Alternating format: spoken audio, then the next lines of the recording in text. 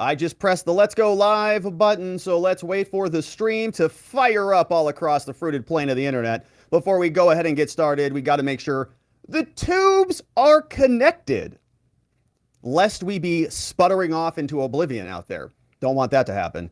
It looks like it is working. That's tremendous news. We've got a lot to get to today, so let's get to it, shall we? Hello, my friends, and welcome back to yet another episode of Watching the Watchers Live, the show that spotlights misconduct involving police, prosecutors, and politicians. My name's Robert Gouveia. I'm a criminal defense attorney, and today we're talking about Donald Trump's third indictment. Good Lord. We've been through a lot of these, and we're going to go through another one, maybe another one coming down the pike. But today was the big one. This was the January 6th indictment, the January 6th arraignment, and they just let him walk right out of there, which is just incredible. I mean, I can't wait to dunk on them for this one. They said he was the lead insurrectionist, the head conspirator, whatever. He's walking around free. He got arraigned and he's free. The chief insurrectionist. It's like, what a joke. These people should be embarrassed with themselves because they have been telling us what a monster this guy was. We've got 100 plus other J6ers locked in custody, and Trump is just walking around free. So these people know that they have a very big inconsistency, an incongruency in their entire prosecution. And I got to save it, man. We'll get to all that later. But we're going to go through exactly what happened today. We've got the arraignment that took place. Trump pleads not guilty to another set of scam charges. This one's taking place out of the D.C. Circuit Court. So we'll go through that. I do want to take a look at the docket. I mean, this arraignment literally just wrapped up like minutes ago. So we'll go through this. I wanted to see, is there anything fresh out of the oven? No, nothing more fresh. All right, so we'll check back in on that when we get there. Trump exits the plane. They barricaded the Capitol, the usual fare. We've got Alina Habba in the house, so we're going to listen to her, what she has to say about this. And then we know that Biden ordered this whole thing. Remember, we're going to go back down memory lane to March of this year when the New York Times reported that Merrick Garland, according to Joe, should stop acting like a ponderous judge and just take decisive action. Well, we did get some decisive action in court today, so we'll go through that. Then we'll see what Zoe Tillman had to say. Of course, she reports over from Bloomberg, and she did a nice job today. She was there at the courthouse, and we're going to check in with her reporting, do a little bit of a Twitter thread via Zoe Tillman, who was there, and then we'll wrap it up with a Byron Donald clip. You know, Byron, have you talked to Trump? Do you know what's going on out there? And we'll see what he had to say. Then we will turn our attention over to Bill Barr. And I know, there's like a love-hate relationship with this guy. I feel it too. I mean, you're not alone. I definitely feel it. But he's such an interesting character. So I want to go through this. He was out saying that he confirms today that there is a double standard at the DOJ, but Trump is still guilty. You're going, what? Or like, this is all legitimate. But then he says, yeah, there is a double standard. And so we're going to try to parse through this. And then we'll go back and we'll compare and contrast Bill Barr's other statements when he said that there was massive evidence of voter fraud all throughout the country. So we'll go through that. Nancy Pelosi's reacting to the January 6th indictment, and there's new evidence or new story from CBS, Catherine Herridge, who I think does very nice reporting. She says that they didn't even review all of the records that were sent over to them from Rudy Giuliani and his team prior to indicting Trump. You're going, this is nuts. You didn't even review the evidence? And it makes sense because it fits in the pattern. It's almost like they don't care about the actual charges. They just have to respond to bad news for Biden. That's why we didn't get a J6 conspiracy charge or for seditious conspiracy.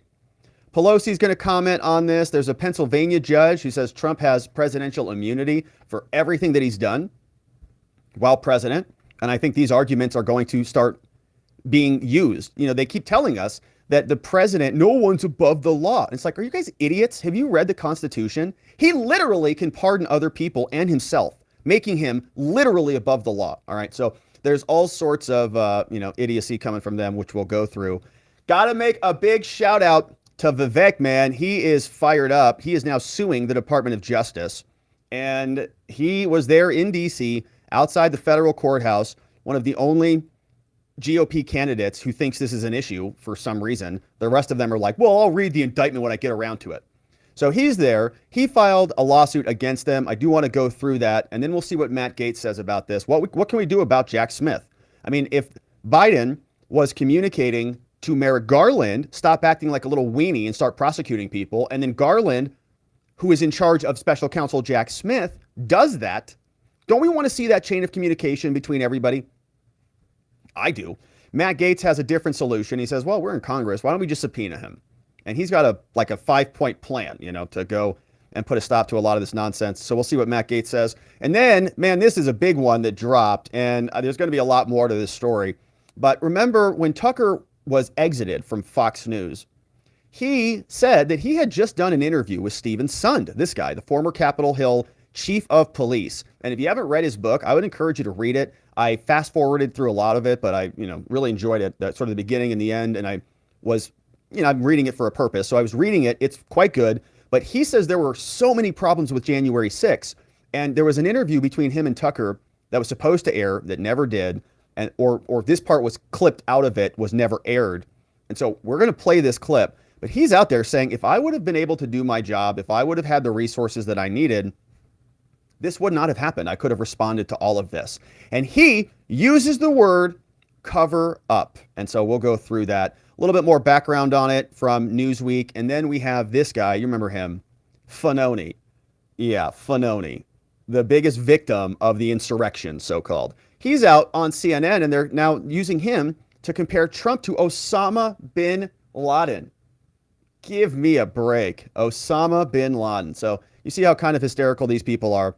We've got a lot to get to. Obviously, it's a big day, not a great day. Every time we pause on this and we say, I don't think these people know what they're doing. They're playing with fire, and they're going to set the whole country on fire.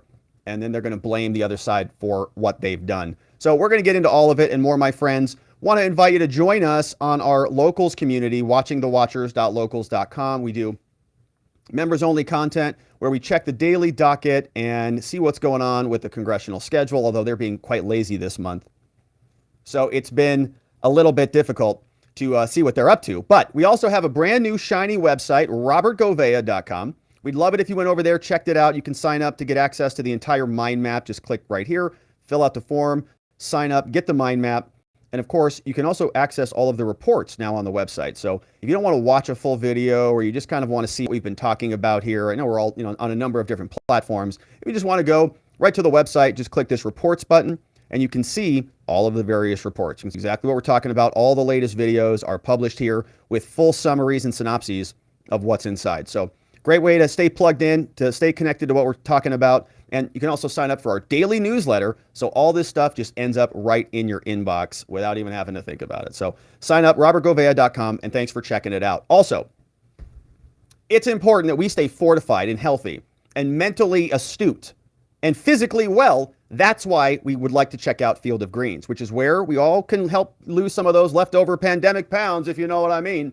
But how sick are you, right? We've seen all these ads for weight loss pills and fad diets. They're all over the place, especially on the ads for the TV, the jingles and all that. I don't have a good jingle for you today, but forget about that stuff. This stuff actually works. 5 healthy servings of fruits and vegetables every day. You do that, and the weight would probably just fall off because it's healthy.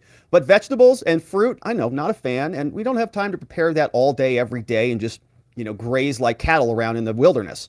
Instead, we have Field of Greens. Now, Field of Greens is a science-backed formula, very specific fruits and vegetables that we're not going to find in any other product. We already know that proper nutrition reboots your metabolism so you burn calories faster and lose weight a healthier way. And Field of Greens is the only brand backed by a better health promise. Yes, you're going to look and feel healthier fast, but the greater proof is going to come at your next checkup when your doctor says, "Whoa, baby!"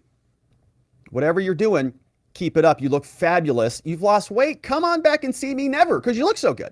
Instead, my friends, let's visit fieldofgreens.com, where you can save 15% off by using code Robert when you check out. There's a lot of good stuff over there.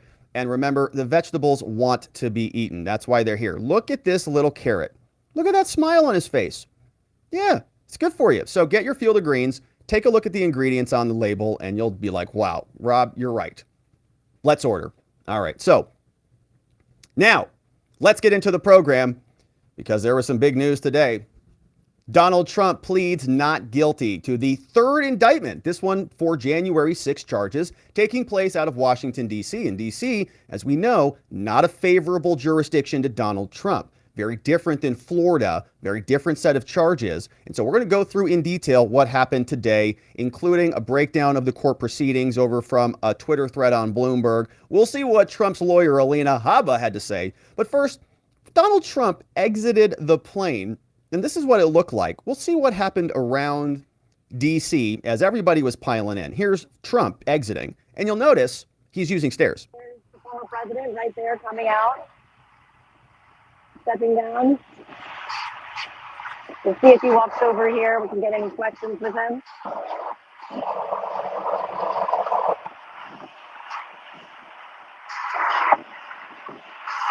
It was an absolute media circus. Everybody was piling in. We know that CNN and MSNBC and all of them, this has been their day. You know, they've been waiting for this. They want the indictment.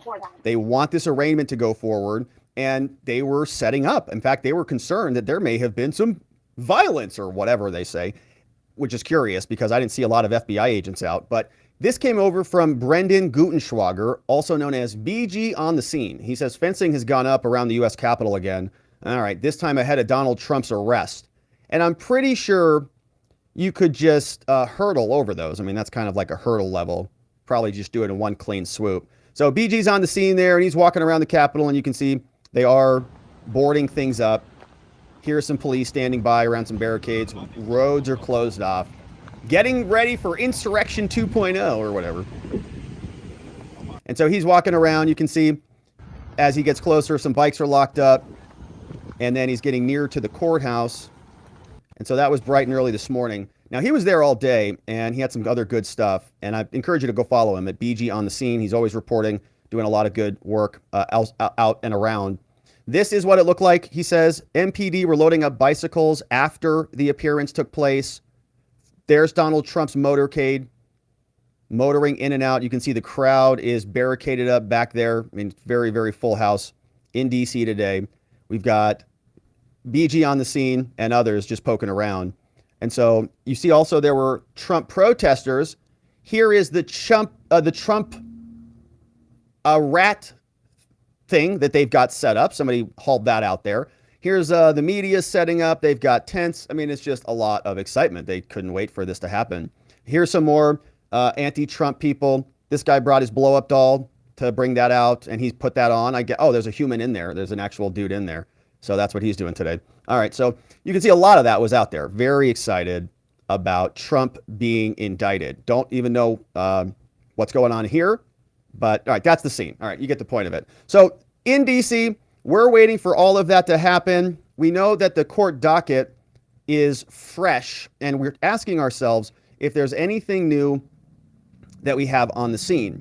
We do know that we've got some new lawyers who are going to be appearing with us in court, including John Lauro. And so on August 3rd, we see that his official notice of appearance was entered same day as the arraignment. He's saying, I'm officially on this case. And so let's take a look and see what that looks like.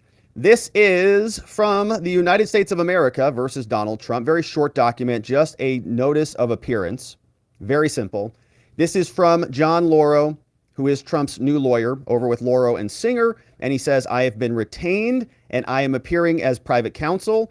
He says, Dear clerk of the court, you are hereby notified that I appear for Trump indicated above in the entitled action. Very simple notice of appearance. It's just officially making him the attorney on the case. Now he's the attorney of record. Notice of appearance, very simple form document that got submitted in. Now we also have another lawyer who's coming into the game. This one is Todd Blanche. We've heard of him before. But now he's moving in pro hoc vice. That means he's not licensed or licensed to practice law in D.C., but he's got another lawyer who's sponsoring him. He says that I am respectfully moving to act as a lawyer for Trump. The motion is supported by Mr. Blanche's declaration and a certificate of good standing. He says Blanche is an active member of New York and federal courts in the southern and eastern districts there. And John Lauro, the other lawyer, is sponsoring him. All right, so these two lawyers are coming into the game. Blanche respectfully requests the court grant this motion so he can appear pro hoc vice. Trump lawyer Todd Blanche. John Lauro, Trump's other lawyer, says, I've been a member of the bar, New York. I've never been suspended. I've never had any disciplinary action. And I have already acted as lead counsel in a federal case before, so I kind of know what I'm doing here. Signed by Todd Blanche. All submitted August 3rd, 2023. We have the clerk, York Court, certified Todd Blanche. He's certified to practice law. And so these two guys enter the game. Now, an arraignment, as we know, is a very basic, very preliminary type of hearing where basically the judge just says, do you have a lawyer? Are you going to flee the country? Should we keep you in custody? Do we need to detain you or let you out? Are you a danger to yourself? Are you a danger to the community? Okay, a lot of other January 6th defendants have been arraigned, and a lot of them never got out of custody. They're still sitting there. So why, if Donald Trump is the lead insurrectionist, is he roaming free? Very curious. So Alina Habba was out there before the court proceeding took place. And here is what she said. Very brilliant legal commentator from the Trump team, Alina Habba. Hi, how are you all? We're good. We're great. The fact that I am standing here for the third time in 5 months is not a coincidence. This is the Biden political lawfare that we have seen time and time again. It is a deflection from everything that they have done. And if you don't believe me, look at the facts. On March 17th, Hunter accidentally admits that it was his laptop from hell. The next day, DA Alvin Bragg indicts President Trump. June 8th, an FBI document is released showing that the Ukrainians paid the Biden crime family millions and millions of dollars. The next day, the Mar-a-Lago raid and the Mar-a-Lago indictment. Last week, Hunter Biden's sweetheart plea deal fell through when the judge realized it had blanket immunity. The following day, a superseding indictment against Donald Trump. July 31st, Devin Archer goes to testify in front of the House. That was only after they failed to put him in jail prior to the fact. What happens the next day? The January 6th indictment that we're here for today. This is not a coincidence. This is election interference at its finest against the leading candidate right now for president, for either party. President Trump is under siege in a way that we have never seen before. President Trump and his legal team and everyone on his team will continue to fight, not for him, but for the American people. I'll take some questions. I don't even know what she said, actually. Did anybody know what she says? I wasn't even paying attention. Anyways, very good legal analysis from her, I'm sure of it. But she's absolutely right here that this is a double standard. There's no question about that. It's obvious as can be. Everybody can see it. Even the Democrats are having a hard time papering it away. They're saying, oh no, it was the weather. It was the weather. That's all it was. And what we see here is a prosecution for Donald Trump saying a bunch of things using a lot of the same language the Democrats use regularly. If you're on Twitter, there are repeat tweets of 24 minutes of the Democrats constantly talking about fight for elections, or this was rigged, or that was stolen. Hillary Clinton's done it. They've all done it. But now they're going to say that Donald Trump should be convicted for this thing. It is just one illustration of a double standard. Take a look at the classified documents. Joe Biden had classified documents in his house. He wasn't raided by the FBI. And every time we come up with a new charge, a new indictment, they always disambiguate the two. They distinguish the cases. They say, oh yeah, but Trump's a little bit different and Biden's a little bit and Biden loves his son. Oh, okay. And they were only talking about the weather. Okay. And Hillary Clinton, she used a cloth and she didn't obstruct. And you go, oh gosh, everywhere you turn, it's just some made up excuse as to why what they're doing is okay and why Trump is a monster. And this stuff even gets so concrete and so tangible for all of us to feel that we can see it with the White House and their cocaine dime bag. Now, when I zoom out on this, I recognize that maybe everyday Americans who are not plugged into the politics like maybe we are here, maybe it's hard for them to wrap their head around a FARA violation. Joe Biden and Hunter Biden colluding with foreign agents, Registration Act violations, gobbling up money from foreign affairs and all that. It's complicated. It's a complicated thing to wrap your head around. But when we have more concrete examples like a dime bag of cocaine And it feels like a double standard. People can relate to that. They can say, I had a friend at work who got trouble for marijuana or something like that. And they're getting the book thrown at them, or my cousin, or my family, or I. And every one of these indictments now just feels like it's more of that. It's more of them saying, wait a minute, this is criminal, but that's not criminal. And I think that every one of these indictments is going to continue to illustrate the chasm between what they say is a legitimate institution and what we see as an illegitimate institution. And we know it's illegitimate because Biden literally ordered the prosecution. He, in this, the New York Times post, let me say that again. He didn't order Garland to go prosecute Trump, but he hinted at it very strongly. This is from the New York Times, published March 31st. They said Biden had nothing to say about a prior indictment. I've got no comment on that. I'm not going to talk about the indictment, blah, blah, blah. This is the strategy, the no comment strategy. But he's fielded many questions and not responding. Everybody's saying that he should stay out of it. But Joe does have his opinions. They tell us from the New York Times.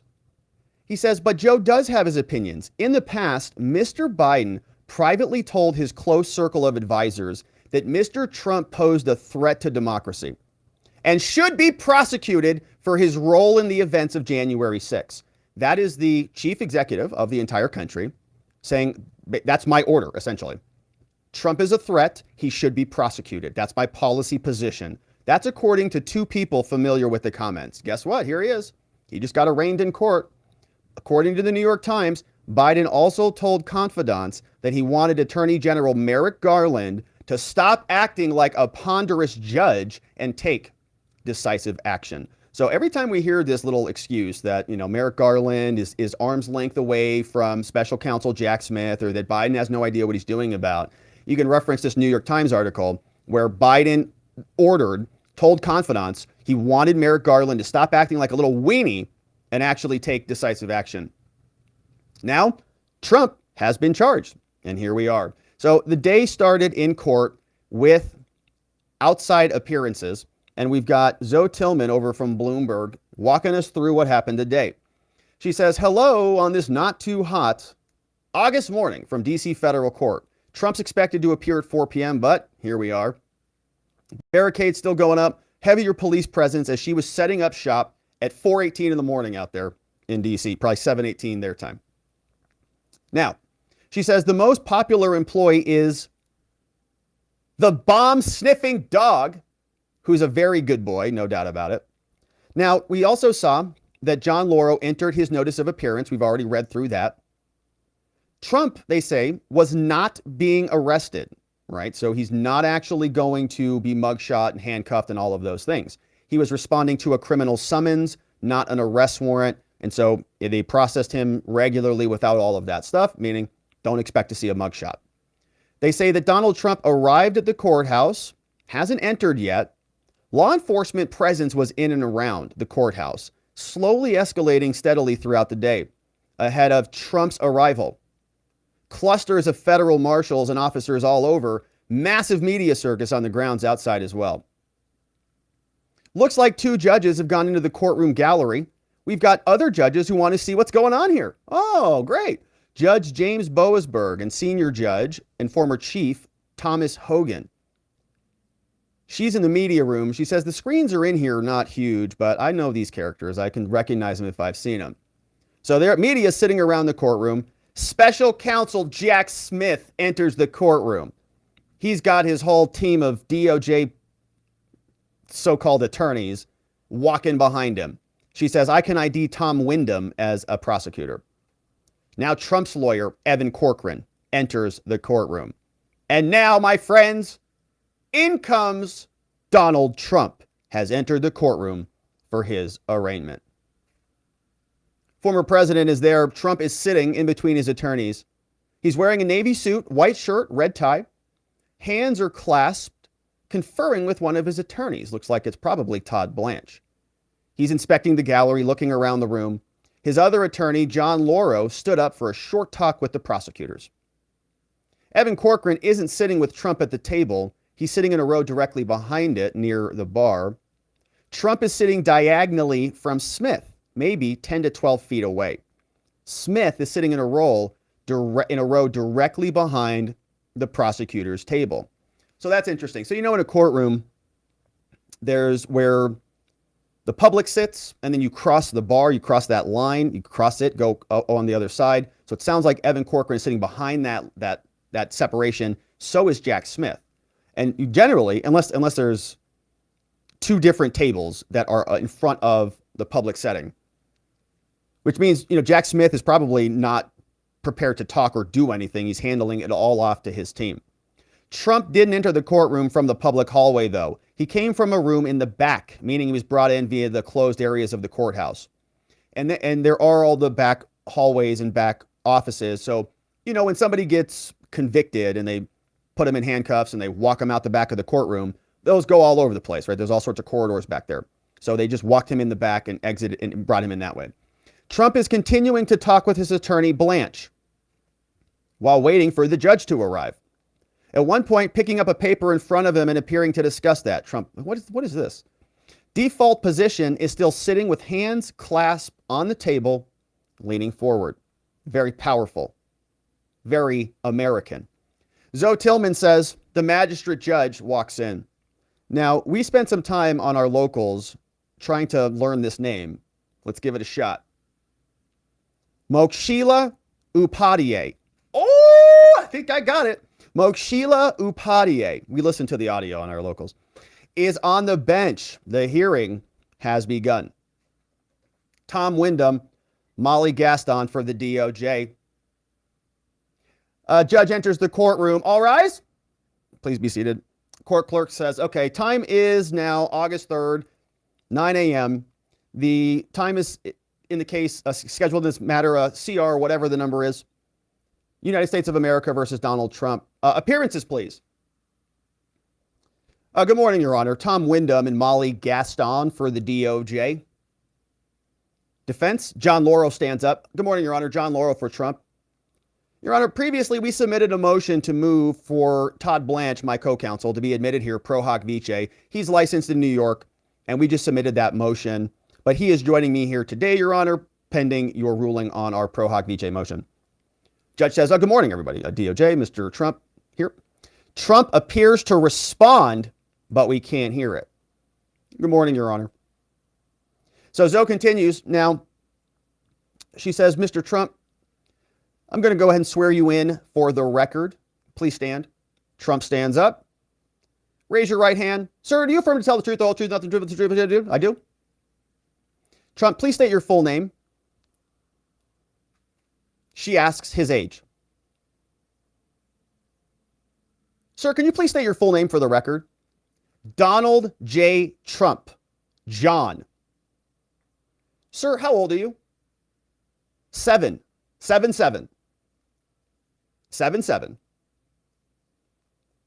Judge asks, Mr. Trump, have you had any medication that would make it difficult to understand the proceedings here today? No. All right, Mr. Trump, I'm going to read off the counts that you've been charged with. You've got 4 counts. Count 1 is this. Count 2 is this, maximum penalty. Count 3 is this, maximum penalty. Count 4 is this, maximum penalty. You understand the nature of those charges?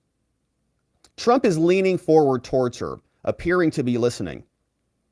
Can't see his expression changing or any movement, but again, camera's somewhat off in the distance. Judge says, as to all of these 4 charges, sir, how do you plead? Trump stands tall and says, not guilty. John Lauro went up to the podium and Trump stood behind him. They were up at the podium when they said it. Now, we've covered many January 6 cases here, many of them.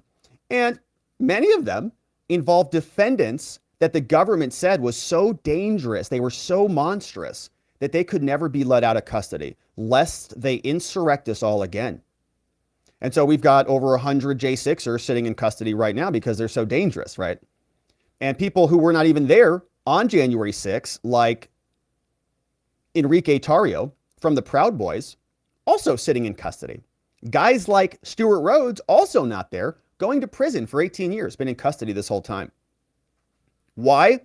Because the lying DOJ told us that these people were dangerous and monstrous, and they were all orchestrated by Trump. Trump was the person who created this whole catastrophe. They've been screaming that at us for the last 3 years, haven't they? And so now you would expect if the lead insurrectionist, which is embarrassing, they didn't even charge him with seditious conspiracy yet. They should be, really embarrassed with their efforts. They told us that they were going to do that, and then they didn't do it. Kind of a joke. But now they're also not seeking pre-trial detention. What a bunch of losers. They have been crying foul for years, and they're not even going to want him in custody. And a condition that Trump not contact anyone who is a witness unless it's through counsel. Now, let me be very clear on this. This is the right call, obviously. Detaining Trump is insane. But they've got 100 other people who are detained, and he was the leader of them, is what they told us. So why are they still in custody? And if they could not even have enough probable cause to charge Trump with seditious conspiracy, and he was the leader, why are they holding the Proud Boys and the Oath Keepers with seditious conspiracy charges if there's not probable cause for the leader? And they didn't even ask for pretrial detention. So what I take from that is that they are just a bunch of liars or dishonest with us. They were screaming that Trump is a monster, and they don't even want him in custody. It's like a joke. So there is an incongruency here. Something is inconsistent. Trump is either a monster insurrectionist who should be in custody or not. And the government didn't even ask for it. Okay, that's my point. They didn't even ask for it. We were all here wondering if Trump is going to be held and all. They didn't even ask for it. That's how pathetic they are. Zoe Tillman says the judge goes over the standard conditions of release, asks if Trump is prepared to comply. You going to comply with this? Yeah, just don't talk to anybody who's a witness unless it's through counsel. It's like the most benign release condition you could ever have. Great news. Huge victory. But that's not what they were selling us. That's not what Liz Cheney was selling us in her January 6th Select Committee hearings. Somebody better check on Liz Cheney. Somebody better make sure she's okay. She's probably having convulsions over there, not in Congress. Zoe Tillman continues. She says the judge goes over the standard conditions of release. Says Trump, are you prepared to comply with this? Trump says yes. Trump stands again. He has his right hand raised to be sworn into compliance, and now he's signing the paperwork. The judge proposed 3 dates for a first appearance before the other judge, Judge Tanya Chutkan. The government wanted the earlier date. John Lauro asked for the later one. Trump wants to postpone this as far as possible. Judge went with the later date, August 28th at 10 a.m. So now this case will go back over to the presiding judge. Right now, this case is in front of Mokshila Upadhyay, and then it's going to go back over to Judge Tanya Chutkan. Very similar pattern to what we saw in the Florida case. So the release conditions have been set. Trump not even required to attend the first hearing. So not even required to attend. The head insurrectionist. Judge says the government must file a brief within 7 days proposing a trial schedule, and they're going to want this done soon, and they want to estimate how long they'll need to present their case. Is it a week, 2 weeks, 2 months, 6 months? How long is the trial? We've got a lot of different states at issue here. We have a lot of different theories of this case. We've got 4 charges, 5 or 6 co-conspirators. And so how much time are they going to need? Chutkan is going to set a trial date at the first hearing, the judge says. Trump's going to respond 7 days after that. Now, judge is saying, all right, anything else?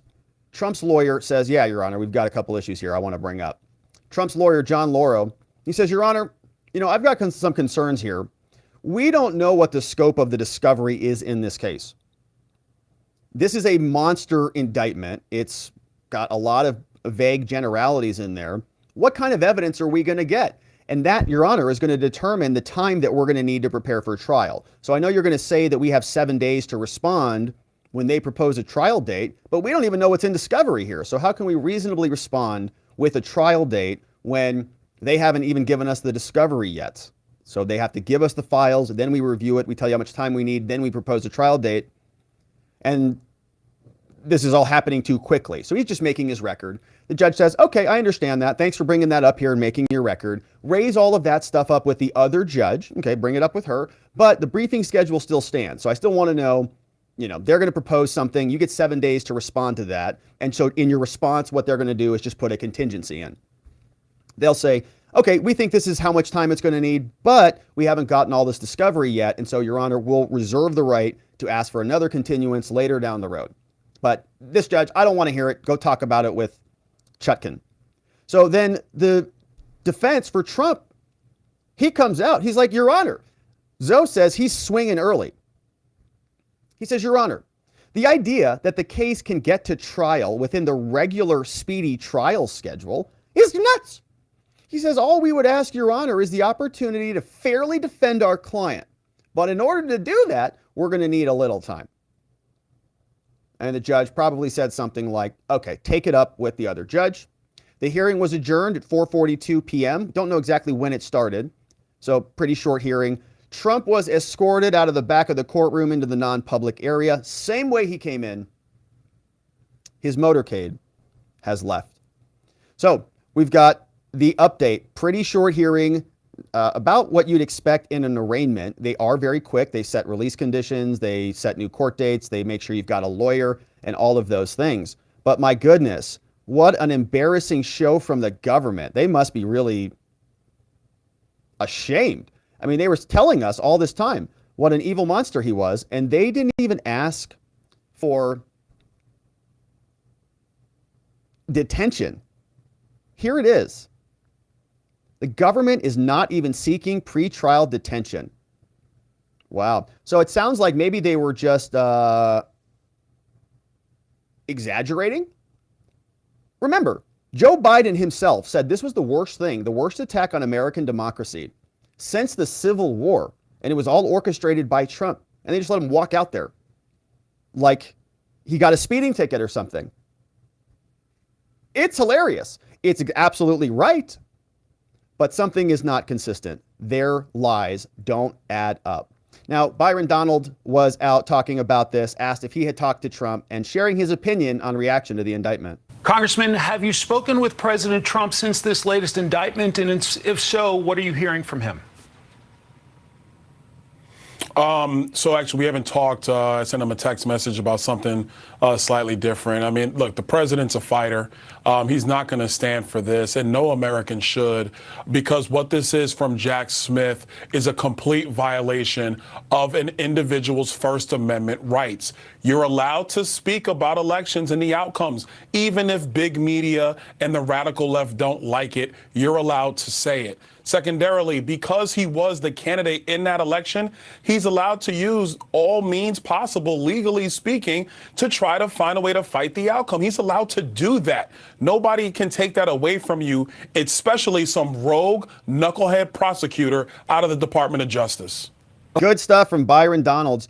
And we're going to see a lot more of that argument. I mean, you're seeing a lot of it elsewhere. Jonathan Turley, others are saying this is kind of a bizarre situation where they are criminalizing the First Amendment. If this is allowed to stand, every politician can be prosecuted for basically anything. And the double standards continue to exist. We'll continue to cover. Now, I want to go over to what's going on with the DOJ. Vivek now suing the Department of Justice. He wants answers on how the chain of command operated that led to the prosecution of Donald Trump. We know Joe Biden has said that he wanted Trump prosecuted, said that Merrick Garland should stop acting like a weenie and do something about it. Guess what? Here we are. But did Joe Biden issue that order specifically? What did Merrick Garland say to Jack Smith? How did this whole thing get launched? Well, Vivek is suing under Freedom of Information Act to get that detail. He was there in D.C., the only GOP candidate that I've seen who's taken a stand against this weaponized DOJ. And he was outside the courthouse announcing what is happening with this lawsuit and what he intends to do to get answers. Earlier this week, I sued the U.S. Department of Justice, and I further filed an additional FOIA request. We'll go through that lawsuit. To understand what President Biden told Jack Smith, what Merrick Garland told Jack Smith, because we want the truth. Today, I'm in front of the courthouse in Washington, D.C., where the 45th President of the United States, my competitor in this race, will be arraigned later today. But I think that the symbolic moment of today is something far deeper than just this case. We live in an era of the noble lie, the so-called lie that the government tells to its people because it believes the people can't handle the truth. Why is it that we see the rise of 3 different indictments, 3 supposedly independent prosecutions at the same time? There will be a 4th one too. In the midst of a presidential election? It's They all because the waited. government does not trust the people to select their leaders. They're going to pick them for This us. is the old worldview rearing its ugly head again. We fought a revolution in this country in 1776 for a simple idea, that we the people determine how we select our leaders and have a government that is accountable to its people rather than the other way around. Yet today we now live in a country where when the people question that government, they are themselves the subject of scrutiny. That is wrong. I was in Nashville yesterday demanding the release of that transgender shooters manifesto. Tell the truth. Biden, Garland, tell us the truth about what you actually told Jack Smith. And you go back over the last year, it's the same story all over again. Tell us the truth about the COVID origin. Tell us the truth about where the virus originated. Tell us the truth about what we know about vaccine mandates and mask mandates. They won't even in tell a us recent JFK. hearing about UFOs in Congress. Just tell us the truth instead of repeatedly hiding from us the information that we need as a people. Turns out that trust is a two-way relationship. The reason that the people don't trust the government is that our government no longer trusts the people. So is this a politicized persecution through prosecution? I certainly believe it is. Yeah. But it's the government's job to be transparent about exactly who told who what to bring about these prosecutions, because the fact they're arising at the same time is no accident. And I think it's best that the government now be transparent with the people about what their intentions actually are. Without that transparency, we can only expect far worse in the future. Right on. This is an organized hit. And we've been saying this for a long time, that they were just moving pieces around on the chessboard, ready to spring them into action at any moment. And here we are. We've got 3 indictments. There's going to be a 4th one. That's not even counting the superseding indictment. And Vivek wants answers on this. I think every GOP candidate should want answers on this. This is one of the, if not the, one of the biggest issues, if not the biggest issue in the whole country. Because if you cannot use your voice to select your leaders because the DOJ, the FBI are setting the elections for us through their criminal prosecutions, the country's already gone. So Vivek is speaking out about it. The other people, the other candidates, not so much. They'll get around to reading the indictment when they get around to it. But here is the lawsuit from Vivek. Now, he's putting his money where his mouth is, and I got to hand it to him. He's the one candidate who's been saying the FBI should be literally disbanded and defunded like immediately. He's putting his money where his mouth is. 11 pages, filed out of Washington, D.C., the D.C. Circuit Court. Vivek 2024 versus the Department of Justice. Oof, love it. Introduction, they say. Vivek brings this action under the Freedom of Information Act to respond, ordering the DOJ to respond to and fulfill the campaign FOIA request. They say, hey, DOJ, we already submitted our request in June. We seek documents that the DOJ has in their possession about the decision to bring a criminal indictment against Donald Trump on June 8th. That's just Exhibit 1. All the records related to the decision. Vivek also brings this suit to compel the Department of Justice to immediately respond to the FOIA request and disclose all responsive, non-exempt records. Vivek launched his campaign Feb 21, 2023, located in Columbus, Ohio. The campaign is a person within the meaning of FOIA, and they say the DOJ is a federal agency, and that FOIA requires the DOJ to promptly make available requested non-exempt agency records when they're reasonably described. FOIA requires that the agencies respond to a request within 20 working days, Saturdays, Sundays, holidays exempt. This 20-day limit may not be told by the agency, except that they may make one request to extend it for 20 days and can clarify the fees and the other things. Now, Vivek says, in unusual circumstances, FOIA does allow the 20-day time limit to be extended to 10 days. If unusual circumstances are invoked, they've got to provide notice on this.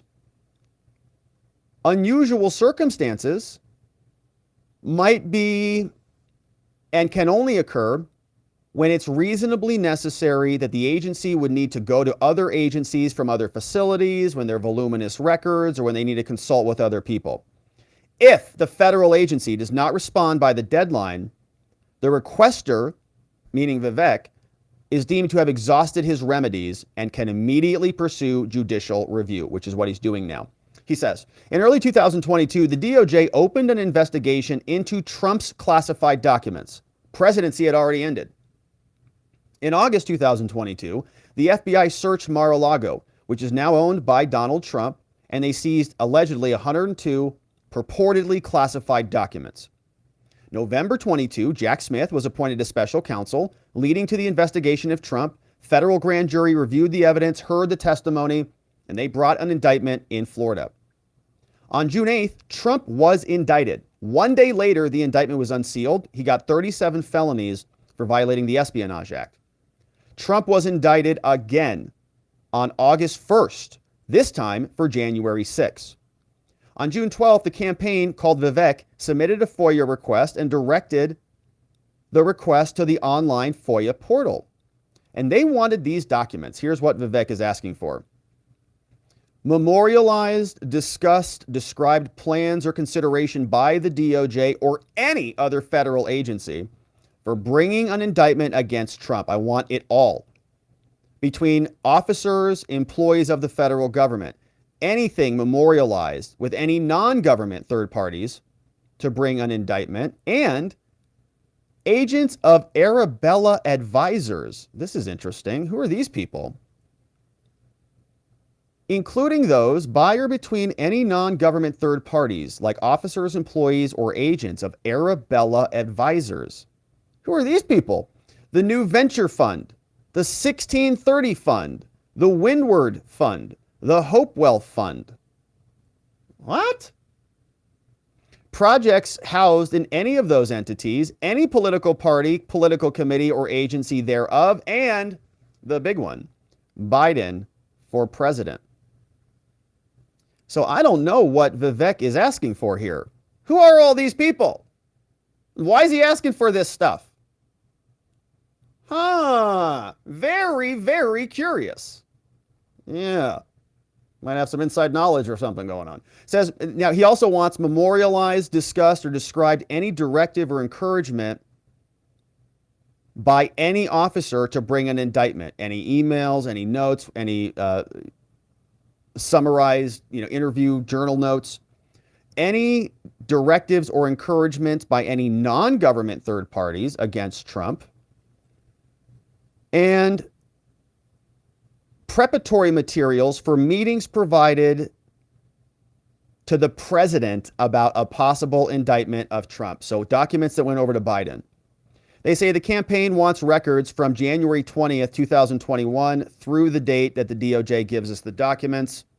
They say from Vivek's team, on June 27th, the DOJ acknowledged via email that it had received the campaign's request and in an attached letter acknowledged that they got it on June 12th. They gave us a case number. Here it is.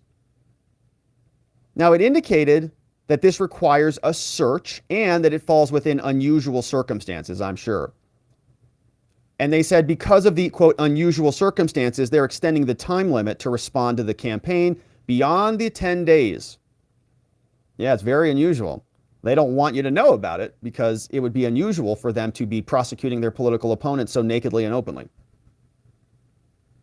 The June response letter also indicated that because the campaign is also seeking records in the DOJ's CRM, their big database, The FBI and the OIG, the DOJ has separately forwarded those requests to all of the other agencies. Now, he says, Vivek says, we have not been notified what date they got those emails, those requests.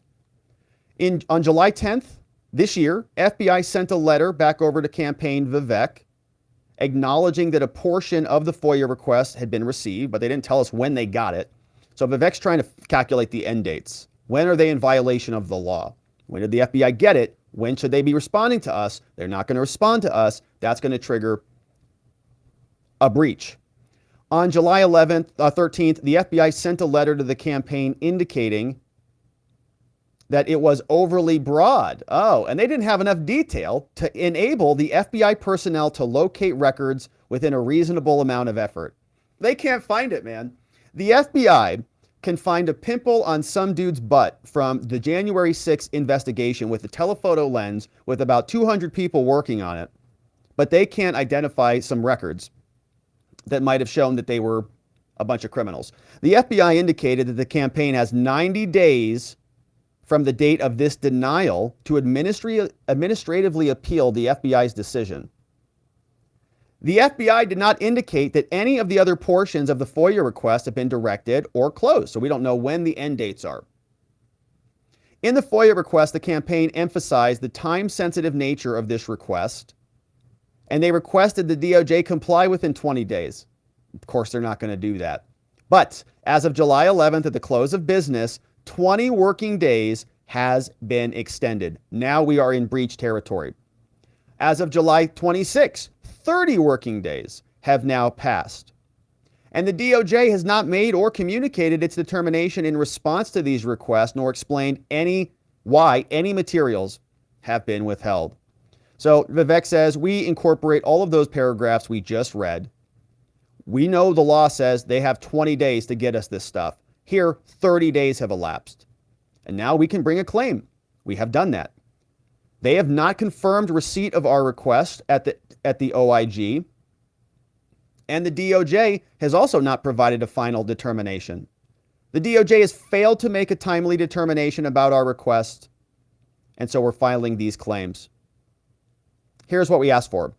Vivek asks, he says, Your Honor, it's now time to declare that the Department of Justice failed to make and communicate a timely determination about the FOIA request in violation of the United States law.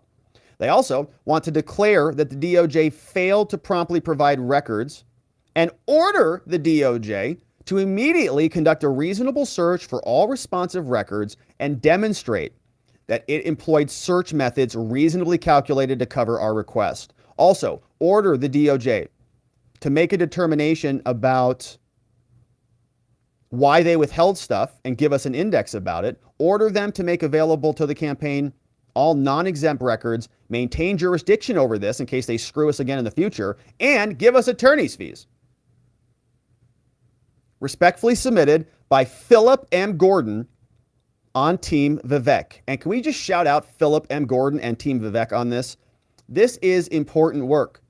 I can't tell you how many lawsuits and various legal efforts we've covered here from the left. Guys like Mark Elias and Democracy Docket. They file lawfare all the time. Their entire campaign is basically lawfare. They did it in 2020 to change all of the election rules. They're going to do it again in 2024. In fact, they're already filing lawsuits to not change back the 2020 rules. A lot of states wanted to go back to pre-2020.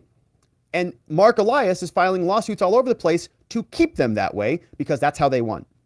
And so this is excellent. This is what we want to see. Why are other Republican candidates not doing this? If the Republicans don't play in the lawfare space, they are going to lose just by default if they're not even playing. And this is going to get some response. They can lean on the DC courts. It might not go anywhere. The District of Columbia might tell them to get bent, but at least they're doing something and filing something. And we can see when they do get rejected or when the DC court comes up with some excuse, we can point right back to that and say, see, they are obfuscating our access to the truth. So shout out to Vivek for actually doing something. Now, Matt Gaetz is another guy who is in Congress. His hands are a little bit more tied, but he's got another proposal, another thought for what we can do about Jack Smith and the weaponized government. He says, let's subpoena him. We're in Congress after all. Yeah, let's hope that Joe Biden doesn't find his way onto a bicycle anywhere. The question isn't what Joe Biden's doing. We already have observed that. The real question is, what will House Republicans do? And Carl, I want to discuss that.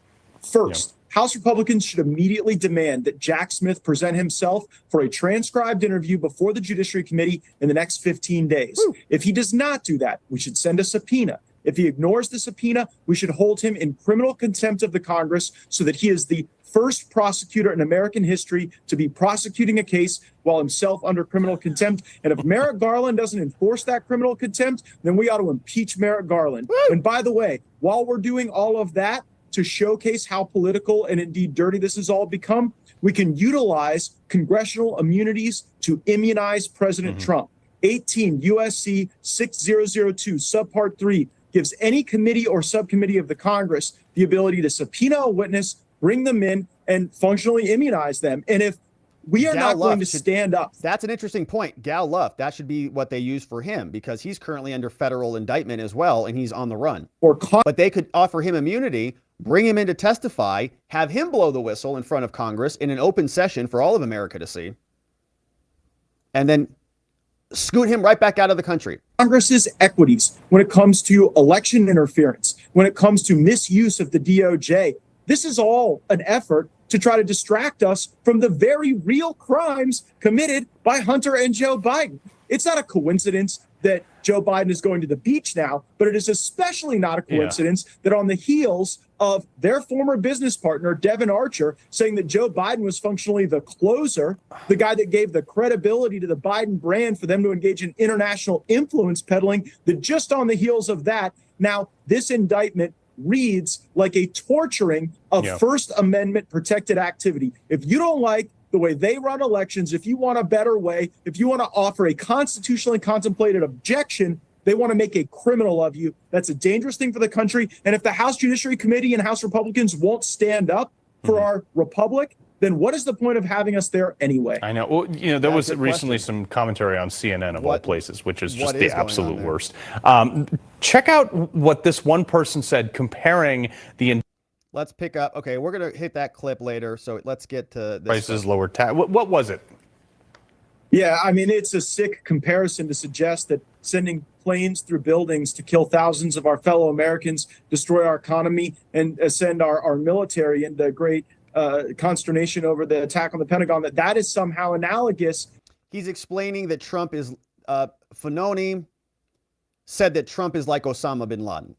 To saying that we ought to have an objection and have people peacefully and patriotically protesting. I mean, there were people who had permits outside the Capitol for a peaceful demonstration like we see, frankly, many days at the Capitol. And the fact that barriers were taken down and it was a confusing riot-like situation is obviously not something to celebrate, but it's also not something that puts any criminal culpability on President Trump. We don't need Jack Smith to tell us what happened on January 6th. We watched President Trump say that people should be peaceful and patriotic and have their voices heard. And by the way, not for nothing, Carl, but no Republican has been sworn in president of the United States absent some Democrat objection to the electors since George Herbert Walker Bush. I mean, these people were objecting to George W.'s elections. Where was the criminal indictment for Jim McGovern when he objected, or Sheila Jackson Lee, or Jamie Raskin? Of course, we would never do that to them. Al Gore took it to the Supreme Court, said, I won.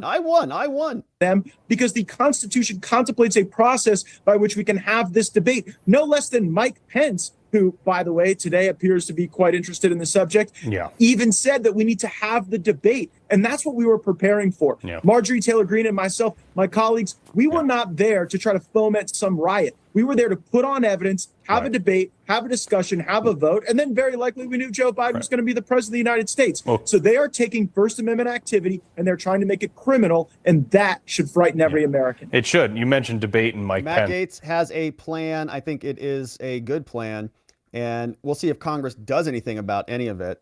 But at least he's got something in the works. So does Vivek. Suing for those records. We'll see if any other Republicans stand up and do anything about it as we continue to cover. Now, my friends, we have an interesting little conversation here, because Bill Barr is a curious one. Donald Trump's former Attorney General Bill Barr raises eyebrows. He talks out of both sides of his mouth sometimes, saying that Donald Trump is a monster who should be prosecuted. But then he says the DOJ also clearly has a double standard. And we're always asking ourselves, how can Bill Barr, who says that there are problems with the DOJ, that they have done political prosecution hack jobs before in other cases like the Russian collusion hoax, how can they be so legitimate now? It's almost like he just picks and chooses which issues he's concerned about. But we're going to listen to him. We'll also go back down memory lane, because today, 2023 Bill Barr sounds a lot different than prior to 2020 Bill Barr. Old Bill Barr said a lot of stuff about voter fraud and how much of a problem it was, recognized by both countries. But something happened. 2023 Bill Barr doesn't sound anything like that. Here's what this Bill Barr says from this woman. Or now other kind of cover-up and obstruction. A cover-up in the classified after, documents case. Getting a subpoena for the surveillance tapes, then entering into a conspiracy to delete the surveillance tapes. So that certainly buttresses the government's case. And it's also quite typical. In this sense. You know, these two individuals, Nauta and Carlos, are dragged into this and their lives turned upside down by Trump. Trump did that, not the DOJ. You know, this caper of his. Trump's fault. And he leaves in his wake ruined lives like this, the people who went up to Capitol Hill, these individuals, many of the people who served him in government that got sucked into things. DOJ didn't do and that. he just leaves all this carnage in his wake. do you think he cares about that? No, he doesn't care about that. No, Loyalty is a one-way street. The DOJ does, though, yeah. And in many ways, you know, I think these two people down in Mar-a-Lago represent many Republicans who feel that they have to man the ramparts and defend this guy no matter what he does and go along with him. We defend him because of what your institution has done. I think they have to be careful or they're going to end up as part of the carnage. We're tired of the DOJ. We're tired of the FBI. That's what your message is to those people who do feel that sense of loyalty to him? I think we all have primary loyalty to the Constitution and the country, not to any particular individual. Really? And, you know, at some point, trying to defend the indefensible really demeans you. Well, like Hillary Clinton destroying her emails on a secret server with a hammer or using bleach bit. You guys going to scream and shout about that one? No, of course not. You're going to scream about Biden's documents, his classified documents? No, you're not. Because neither one of them were president, by the way. And Donald Trump was president. And they'll just sit around here and just play this patty cake game without recognizing reality. It's bizarre. He always says he had a right to declassify the documents or take them with him. I mean, if he really thought that, why would he ask someone to delete security surveillance footage? Well, they're his cameras. The whole thing. If he really thought he had the right to have the documents, there were umpteen ways for him to assert that when he was asked by the government and during that 1.5-year period. He never did. He never asserted it in a lawful way. So it's an obstruction crime. He obstructed the subpoena. It's an obstruction crime. Both subpoenas. So that's what he's mostly offended about. I don't think he thinks that this classified documents thing is that big of a problem, but he's irritated that Trump didn't respond to the subpoena, right? The DOJ, these people, they've been lifers there. They've been there for 40 years. I don't know what the total length of time is, but it's like family, right? It's like their entire identity is the Department of Justice. And so when they say, we ask for something and you reject them, you say, wait a minute, I don't give a crap what you asked for. I am a president. I am literally above the law as guided by the Constitution. Then they say, well, he didn't respond to our standards and therefore it is illegal and reprehensible. But I don't think that's a proven element yet. That's his opinion because he doesn't want his institution to get a black eye, but it's not a legal theory. Trump might still have, right? In my opinion, Trump has total unfettered authority to have those documents thanks to the opinion clause, which is in the Constitution. You've said before that at its core, this is an obstruction case because you say, you know, if he gave the documents back, he would have never been indicted. But what do you say to Republicans? And this he didn't have to give the documents back. They indicted him anyways. That's the point. Includes 2024 GOP candidates who say it's unfair for him to be prosecuted for that. They say it's a process crime. It's hogwash. I mean, this is, A grand jury subpoena asking for the documents, and he puts his lawyer in a position of making a false statement that a full search was made when he knew it wasn't, and in fact prevented the lawyer from making it. I mean, that's the essence of obstruction of a grand jury. Yeah, it that's what doesn't he's get upset more about. serious than that. That's what he's upset about. What would you say? He just brought on 2 new attorneys, Todd Blanche in April, John Lara just now. I mean, given what has happened with other attorneys that he's had, what's your advice to his attorneys? Do you have any? Get a lot of insurance. Funny, Bill. They'll be spending a lot of time themselves at some point, before grand juries or answering questions or as witnesses in investigations. Yeah, do you think that's appropriate? Do you think that's okay? You think it's funny to joke about that? They're going to be spending a lot of time in front of grand juries and they're going to be investigated for representing their client, Bill? You think this is a joke? There are organizations trying to take away lawyers' law licenses for representing Donald Trump. Entire organizations built to do that. Don't we have the right to counsel in this country, Bill? Do you think it's appropriate for outside external pressures and other prosecutors to breach attorney-client privilege and drag them in front of grand juries because they don't want you to represent their political enemy? It's disgusting and insane, and he just laughs about it. He's spending a lot of money on legal fees, too. Yeah, His political action committee spent more than $40 million on legal fees already this year. I mean, what do you make of his supporters, his political supporters, giving him money to his campaign, and he then uses that for his legal fees and his co-defendants' legal fees? Yeah, I find that sort of nauseating. I mean, this guy claims to be a multi-billionaire, and he goes out and raises money from hardworking people, small donors, and tells them this is to defend America and to, take care of the election. He didn't provide any significant support during the 22 elections, and a lot of this money seems to be going to his legal fees. Because you just mentioned earlier that you don't believe in the weaponization of the Justice Department. That's something we often hear from members of Congress who are loyal to him after he gets indicted in these cases. I mean, does that undermine trust in the department that you used to lead? What does what undermine it? When Republicans come out and say, this is a 2-tiered justice system. No, I mean, I do think I do think that there is a double standard. I think it's sometimes. I think that the department tends to go far more aggressively after Republican or allegations of Republican wrongdoing than Democrat, and I've seen it myself. I've lived through it. I've seen it. Now, it's not as pervasive as is represented, and it's not automatic. And I think there's still many great prosecutors in the department who can check their politics and be fair to whoever it is, regardless of their politics. But I do think that there's some political actors in the department, and I'm glad that Chairman Coleman. So he agrees with us after that entire litany of what a monster Trump is. Oh, yeah, I mean, no, Caitlin Collins says, well, I mean, you disagree that there's a double standard. He says, no, I think there is a double standard. There are political actors in there. Bill, that's what we have been saying. That's the whole point of this. Jack Smith, Merrick Garland, Lisa Monaco, Matthew Graves, all of them, political hack prosecutors.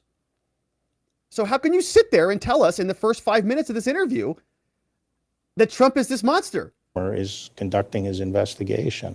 Well, speaking of that, one thing we've heard is that you mentioned Hunter Biden earlier. David Weiss, the Trump-appointed U.S. attorney who's handling that investigation, did you ever consider making him special counsel before you left office? Yes, I did consider it, but I felt that a couple of things. One, I didn't want to set a precedent of setting on the way out the door of appointing a special counsel to investigate essentially, the children of the incoming president and the family of the incoming president. I think that would become sort of de rigueur and it would be a bad development. Second, I didn't think there was a basis for me to do it because our department didn't have a conflict of interest. And it had to be left up to Garland to make that decision for his department. He had to determine whether he had a conflict and he should bring in a special counsel. And if I preempted that decision, he gives the entire decision about what to do with the Biden family back to the Biden family. Nice. Thought it would give them the basis for saying this was a political move and we're going to terminate him. We're just going to kick it out. And it would have given them cover, I think, to end the investigation. I believed he would keep the investigation going and keep Weiss in place, and he did. Yeah, Trump has promised that if he gets back into office, How'd that go there, Bill? Good call? Do you trust the IRS whistleblowers? Or do you think David Weiss and Merrick Garland did a good job on that?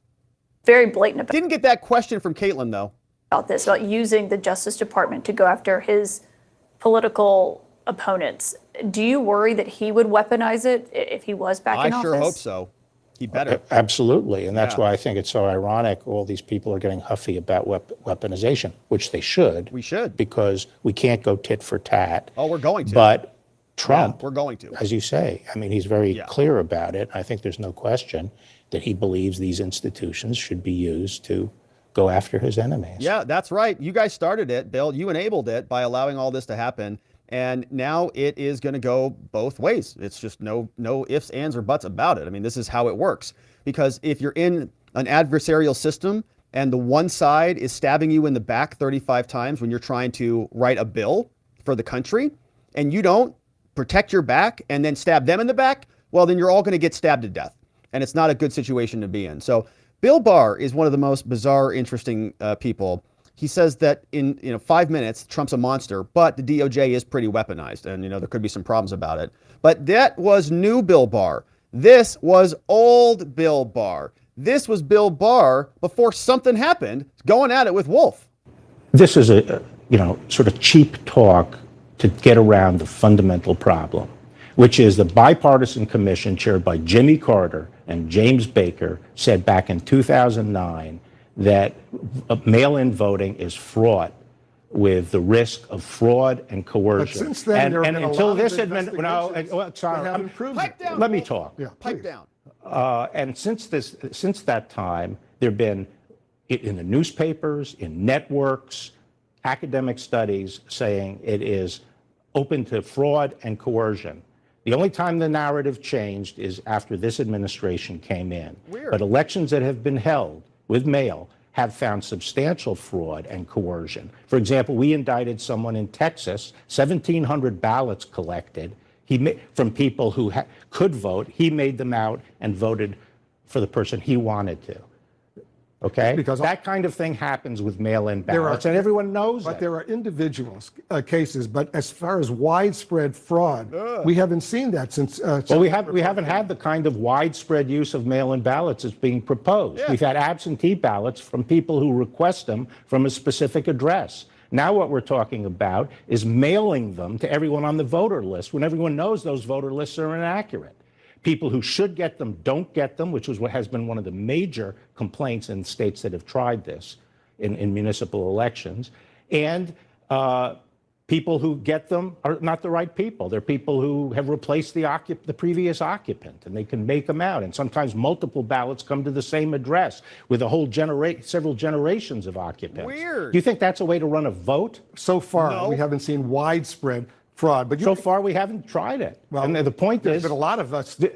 There are several states that only have mail-in voting, including a Republican well, state this like is Utah. playing with fire. This is playing with fire. We're a very closely divided country here. And if people have to have confidence in the results of the election and the legitimacy of the government, Who is this and people guy? trying to change the rules to this methodology, which, as a matter of logic, is very open to fraud and coercion, is reckless and dangerous. And the people are playing with fire. Wow. Okay, so I don't know what happened. I mean, somebody, I don't know, maybe his book deal flipped some. I don't know what happened, but old Bill Barr, a lot better than new Bill Barr, that's for sure. Now, there are some serious questions about this. We're asking what the DOJ has done. Obviously, Bill Barr says there's a double standard here. We know that to be true. This story came over from CBS, from Catherine Herridge, who does great work on this stuff, has said that the lawyer for the ex-NYPD commissioner, Bernard Kerik, says that Jack Smith, the special counsel, may not have even reviewed the records before indicting Trump. May not have even reviewed the records. Thousands of pages of records that were obviously turned over by New York City Police Commissioner Bernard Kerik. They demanded the records. Bernard Kerik delivered them, handed over the documents to Smith as part of the federal investigation. In the 45-page indictment, we know what the charges are. But the documents came from Kerik and they were submitted to Smith on July 23rd. A source close to Kerik's legal team said at the time they believed the records, which include sworn affidavits from people raising concerns about the integrity of the 2020 election contest, show that there was a genuine effort to investigate claims of voter fraud, right? Jack Smith says, I want to know if you guys really thought that this was a fraudulent election. He says, can I see your records? Kerik's legal team sends thousands of pages of documents. They don't even look at them. In an August 2nd email to Parlitori that CBS reviewed, a special counsel office prosecutor requested, quote, responsive documents as to which Trump campaign is no longer asserting a privilege. Parlitori sent the documents and said he was, quote, stunned when after the indictment came down, the prosecutor contacted him asking for the records he said I already provided. He said, I already gave you those. You didn't look at them? And he said, you should have, because those records, this is a former Trump lawyer. He says those records are absolutely exculpatory. All right. So Jack Smith didn't even look at them. They bear directly on the essential element, he says, of whether Rudy Giuliani or therefore Trump knew that their claims were false. He said good faith reliance upon claims of fraud, even if they later turn out to be false, is very different than pushing fraud claims that you know to be false, which is absolutely the distinction there, put brilliantly. Trump can believe that there was fraud, even if the fraud claims were inaccurate. Different than saying, I know that there was no fraud, and we're going to say that there was fraud anyways. That's the standard in my reading of the law that they have to prove. Now, the left is saying they don't have to prove that at all. They need to prove, from our reading here, Trump knew that the election was legitimate and said it was fraudulent regardless. Parlitori told CBS News last week he expected Kerik to be interviewed by investigators soon, but that hasn't happened yet. Parlitori was among the key lawyers working for Trump in the DOJ investigations into him, but he left the legal team in May. A spokesman for Jack Smith's office declined to comment. Another prosecutor said it may have been an oversight. He said, Kerik's not a primary witness to the case. He says, I tend to think that special counsel are gathering evidence for discovery. And we don't know if they even looked at the documents. The tranche of the documents that was reviewed by CBS that was provided to Smith include emails between Kerik and a range of Trump lawyers, consultants, and allies. Lots of emails. Sidney Powell's on the list. Jenna Ellis is on the list. They were both working on this, as well as members of Trump's campaign like Jason Miller, Boris Epshteyn. The batch that CBS reviewed also includes communications with Bannon, Steve Bannon, Michael Flynn. Bannon was indicted in 2020 for allegedly defrauding online donors. He was pardoned by Trump. Trump pardoned Flynn, already pled guilty during his political prosecutions. The records indicate an email sent from a Georgia Republican Party chair, David Schaefer, to Kerik, an aide to Giuliani. The materials reviewed also include business information related to Dominion, an electronic voting company. Trump has denied any wrongdoing, but we don't even know if they read the documents. Now, this was another interesting take from a Pennsylvania judge. This was curious. The Hill reported on this one. It says a Pennsylvania state judge rules that Trump and his false election claims, that the things that he said in office, are covered by presidential immunity. Ooh. This is from a judge in Pennsylvania state court. Said an election worker cannot sue Trump for sowing doubt in 2020. Why? Protected. Presidential immunity. Judge's name is Michael Airdross. Said Trump's immunity covered a tweet he issued and comments made during his time. In his ruling, he wrote, other legal proceedings may examine the propriety of his statements and actions while he was president and whether the plaintiffs in this case and other cases, it was conduct that served as an actual threat to our democracy. You can be the judge of that. But this case is not the proper place to do that. Here, Trump is entitled to presidential immunity.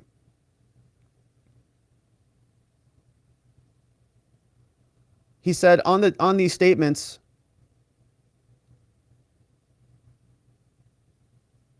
trying to see what the basis was for that. But he said Trump spokeswoman Alina Habba said they're very happy with this opinion. We expect the rest of the claims here will be disposed of. And so very curious to see more about that ruling. But we're seeing presidential immunity being tossed around. Certainly an interesting development. And then we've got Nancy Pelosi. She came out on MSNBC to talk Trump indictment. This is the same woman who was recording herself with her daughter in her little faux documentary on January 6th. The same woman who said, I've been waiting for this when Donald Trump, apparently when January 6th happened, she was just thrilled about it. And here is, what happened? I think I pressed the F1 button, which gave us the help. We don't need that. Here is Nancy Pelosi. The former president of the United States is going to be arraigned in the courthouse that you were thinking about that day on January 6th. How does that feel for you?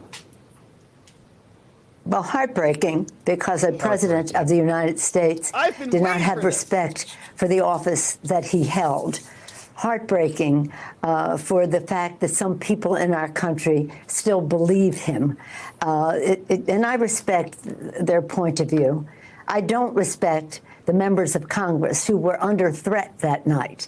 I was going to get a bullet in the head. The vice president was going to get strangled, strangled or whatever, hung. What? And they were all under threat, and many of them scared of what might happen. And we had, some of us had, I had my security, so I wasn't particularly worried about myself. I could see on TV that they were shouting my name and coming after me and all that. And that was incited by the president of the United States.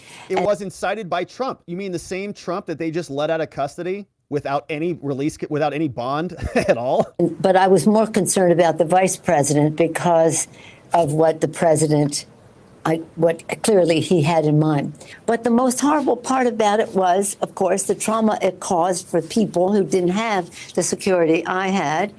And the fact that when we said we're going back to the floor to show the world that the United States of America is going to have a peaceful transfer of power in this very time frame, it would not be the day because it would be came in the middle of the night,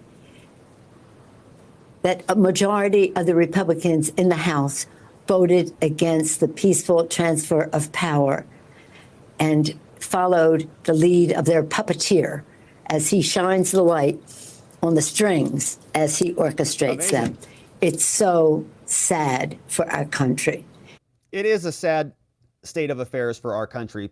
People like her were instigating the entire ordeal to happen, thrilled when it did happen, and exploited it for their own personal gain, and they're now blaming their political opponents, who they do not want to win, for all of the conduct. Many of the conduct is their misconduct that they are trying to misapply. So Bill Barr confirms there's a double standard, and he admits that there's a lot of evidence of voter fraud, but he still doesn't like Trump for some reason. All right, and so we've got one final segment on the day, and this one is just delicious. Former Capitol Police Chief Stephen Sund wrote a great book about January 6th, and he also gave a great interview with Tucker Carlson. Unfortunately, part of that interview never made it out. It is now released. We're going to go through it because the former Capitol Police Chief says that there was a cover-up on January 6th. And as we've talked about here before, he's talked about all of the problems in his book, about how he requested support and resources, about how there was all sorts of intelligence miscommunications. People weren't being provided with the details about what exactly was happening. He spoke with Tucker. Fox News never aired this because it's too damaging to their narrative, but it's leaked, and here it is. We're very restrained and rational and not giving an overstatement, obviously, but the facts that you're describing are shocking. I was say the reason why the audio is a little bad on this. It's not on our end or your end. It's on the file. I've had a lot of people ask me, why did you write this book? I try to do what I can to get the truth out. Yes. They didn't want me to testify in February 23rd at the Senate hearing. They only wanted people that are still currently in positions on the Hill. I actually had to go in and talk to a friend of mine on one of the oversight committees and say, I will come there in person. I want to be there. I want to testify. So I'm glad you think I'm reserved. I'm, to be honest with you, I'm a little pissed off. Right on. So are we. Because it doesn't have to happen. If people were reporting the intelligence correctly, if I was allowed to do my job as the chief, I got a significant experience. If I was allowed to do my job as the chief, we wouldn't be here today. Yep. This didn't happen. Then see how you're out there, you're lambasted in public, and it's all, everything appears to be a cover-up. Like I said, I'm not a conspiracy theorist, but when you look at the information the intelligence that it had, military had, it's all watered down. I'm not getting intelligence. I'm denied support National Guard in advance. I'm denied National Guard while we're under attack for 71 minutes. Why? You're in a fight? Yeah. A fight for a couple of minutes. Yeah, wears you out. 1 minute. I was going to say, 60 seconds, 3 minutes. Yeah, Let me tell you, it wears you out. My officers were fighting for 80 minutes before the protesters ever broke with that. Wait, can I say, so you described this as a failure to get the intelligence to the people who needed it, but it sounds like worse than, it sounds like they were hiding the intelligence. And that's what I'm getting at, is could there possibly be people that actually did something to happen and kind of wanted something to happen? Yeah, they did. It's not a far stretch to begin. Well, I don't know what the other explanation is. It's sad when you start putting everything together and thinking about the way this played out. It gets concerning. What was their end goal? You look at what's happening. Was that their end goal? I don't know. Yeah. Well, I mean, there's no question that what happened on January 6th has really helped the Democratic Party. It's their whole bravely campaign. politicized the U.S. military and the intelligence agencies and the FBI. And those are all, I think, bad for America and violations of the Constitution, but they're all good for the Democratic Party. That's the fact. Like, that's what happened. Absolutely. And I write about that because as a cop of 30 years, I'm a rule of law type of guy. Yeah. There's a reason that Lady Justice is depicted with a blindfold. As soon as you cut that blindfold off, the fairness of our legal system goes out the window. And that is exactly what has happened. They've stripped that blindfold away from Lady Justice, and it's not perceived as being fair anymore. Man, shout out to Stephen Sund for telling the truth. And we're going to keep praying and supporting that guy. And, when I was going through his book, I felt that. I feel like in his book, I felt like he wanted to say a little bit more, but he was a little bit reserved. And I think that as we hear more from him, Tucker has indicated that they're going to have another interview and he's going to be able to keep sharing this truth with us. And the fact that they don't listen to that guy, they listen to other guys like Fanoni who say the right things, shows exactly that Stephen Sund is right. They don't put him out in front of the cameras because he doesn't tell us what they want to hear. Now, Newsweek had some more on this just by way of background, says ex-Capitol chief sounds the alarm saying the J6 was a cover-up. We just went through the interview. We know that it was leaked. That's why the audio was a little bit bad there. I don't know if somebody was recording that on their phone or whatever, but it was leaked, and now we've read it. The National Pulse leaked the interview, never aired on Fox. Donald Trump has now been saddled with 4 criminal charges, all related to January 6. We know Sund said, if I was allowed to do my job, we wouldn't be here. Everything appears to be a cover-up. In the leaked footage, Sund explained what happened. He made the request for National Guard at 1 p.m. on January 6. Did not hear back until 71 minutes later. It took more than 3 hours after his request for 1,100 people to show up. Basically over by then. Trump allegedly made zero effort to deploy the National Guard, but that's not true. The day, actually, I think on the 4th, Trump had sent a letter over to Mayor Muriel Bowser saying, let's deploy the National Guard. And Mayor Bowser, I think on the 5th, responded and said, don't you dare bring your National Guard into my city. Trump and the Trump administration tried to buttress this up. The letters are on the record. We've covered them here. They say Pence was the one who attempted to order the deployment of the National Guard, according to the military. Well, maybe, but it was done by the Trump administration. There was a letter from Muriel Bowser who denied it. Sund criticized the government for not delivering intelligence. And it's a good book. I encourage you to go read it. He gets into a lot of detail and he explains exactly what happened. But he is on the wrong side of the analysis.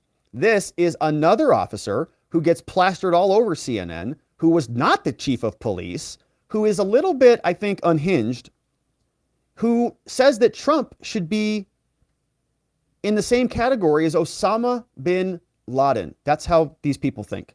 When I first learned about the indictment, I had a long conversation with a friend of mine, Ryan Riley, and I told him how proud I felt to be an American at that moment, much in the way that I did when I learned that our military had killed Osama bin Laden. Whoa.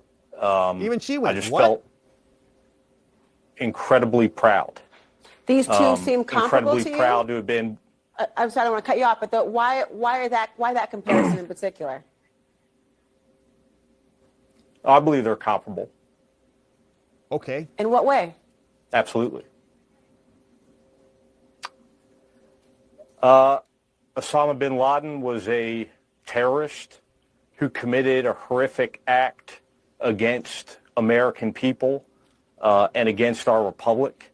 And I believe that Donald Trump is a terrorist who committed horrific acts against the American people. Yeah, well, the judge didn't think so. You can imagine that is a very... The DOJ didn't think so. They didn't even ask for detention. They're just like, yeah, go home, see you later. They don't care. Eyebrow-raising statement, to say the least. The notion of Osama bin Laden in a comparison to Donald Trump, it likely speaks to just how deeply you have been concerned and have felt about all of this. But are you concerned that statements like that, or the rhetoric surrounding what his role has been, is going to cloud people's view of this indictment as a fair process? I think that the only person or people whose view matters with regards to this indictment, who's that? Are the jurors who will eventually be sat and listen to the facts and ultimately make a judgment as to whether or not Donald Trump is guilty of the charges that Jack Smith and the Department of Justice have brought forward. All right, so this is indicative of how they think. They think Trump is Osama bin Laden. And you've seen a lot of these people. You've seen them out there in the left. You know, when they hear the word Trump, when they even think about him, they almost start shaking and getting a little bit frothy at the mouth. It's a curious state of affairs.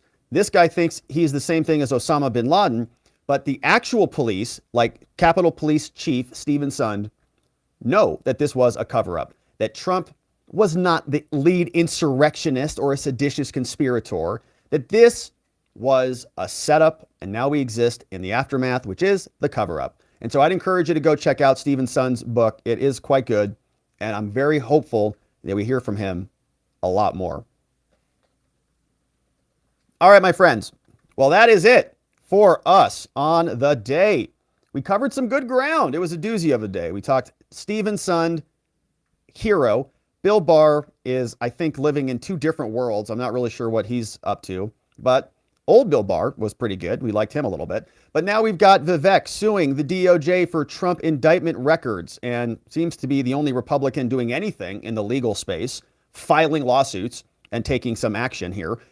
Not as a candidate, let's say. And then we also have Donald Trump pleading not guilty to his third indictment. And so we'll of course cover that story as well. And that, my friends, is it for us on the day. Reminder, before we jump into your questions and your comments, check out our brand new sparkling fresh website at robertgovea.com. You can get a lot of good stuff there. You can access the mind map. Everything that we just went through is available on the mind map. You can go to Robert Govea, sign up, get access to it. Listen to the show on podcast if you'd like to do it.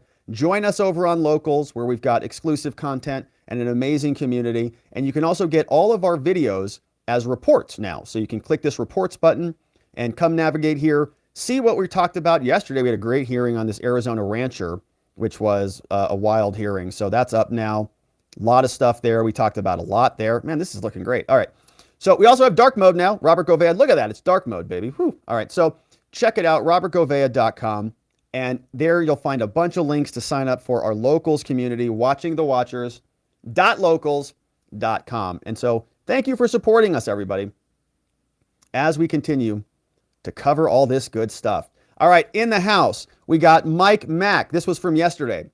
Mike, we missed you yesterday. Sorry, but thanks for squeezing this one at the end. Says, before testifying, Devin goes to the country club. After, it's, you going to eat your cornbread? Yeah, and we're going to cover, I think tomorrow, we're going to cover the whole Devin Archer transcript. So I know that got released today. And my intention is to go through the whole thing tomorrow. It actually wasn't that long. It was like 200 pages. And so we will go through that. But thank you, Mike Mack, for sending that one in. So stick around tomorrow if you want to join us for that. Should be a good read. 66 Anton says, happy Thirsty Thursday, baby. We're thirsty for accountability and justice over on Locals. Thank you, 66 Anton. I like that. We're thirsty for accountability and justice. Maybe that'll be a new thing. We got Trevalin Gale. Hey, welcome, Trevalin. Says, hey, Robert, just found you. Love your show. That's amazing. I'm glad that you joined us, Trevalin. Thank you for jumping in so early in our show journey together. I'm glad that you said hello, and I hope you stick around. I'm grateful that you're here. Thank you. We got 2012 Jameson. Says, Pence's Indian name. Chief Sitting Fence. That's pretty good. I don't know if that's racist or not, but somebody will tell me after the fact. But thank you for that, 2012 Jameson. We had another one from Voice of the People. Says, I'll never understand why Pelosi is still in office after her military coup attempt if no one is above the law. We all know that claim is BS. Well, I think it's because they're in charge. Yeah, they're in charge. So they don't call it a military coup. I think what Voice is talking about is when Pelosi was having a conversation with Mark Milley, and they said, why don't we use the 25th Amendment to just get rid of Trump now? And that's like a coup.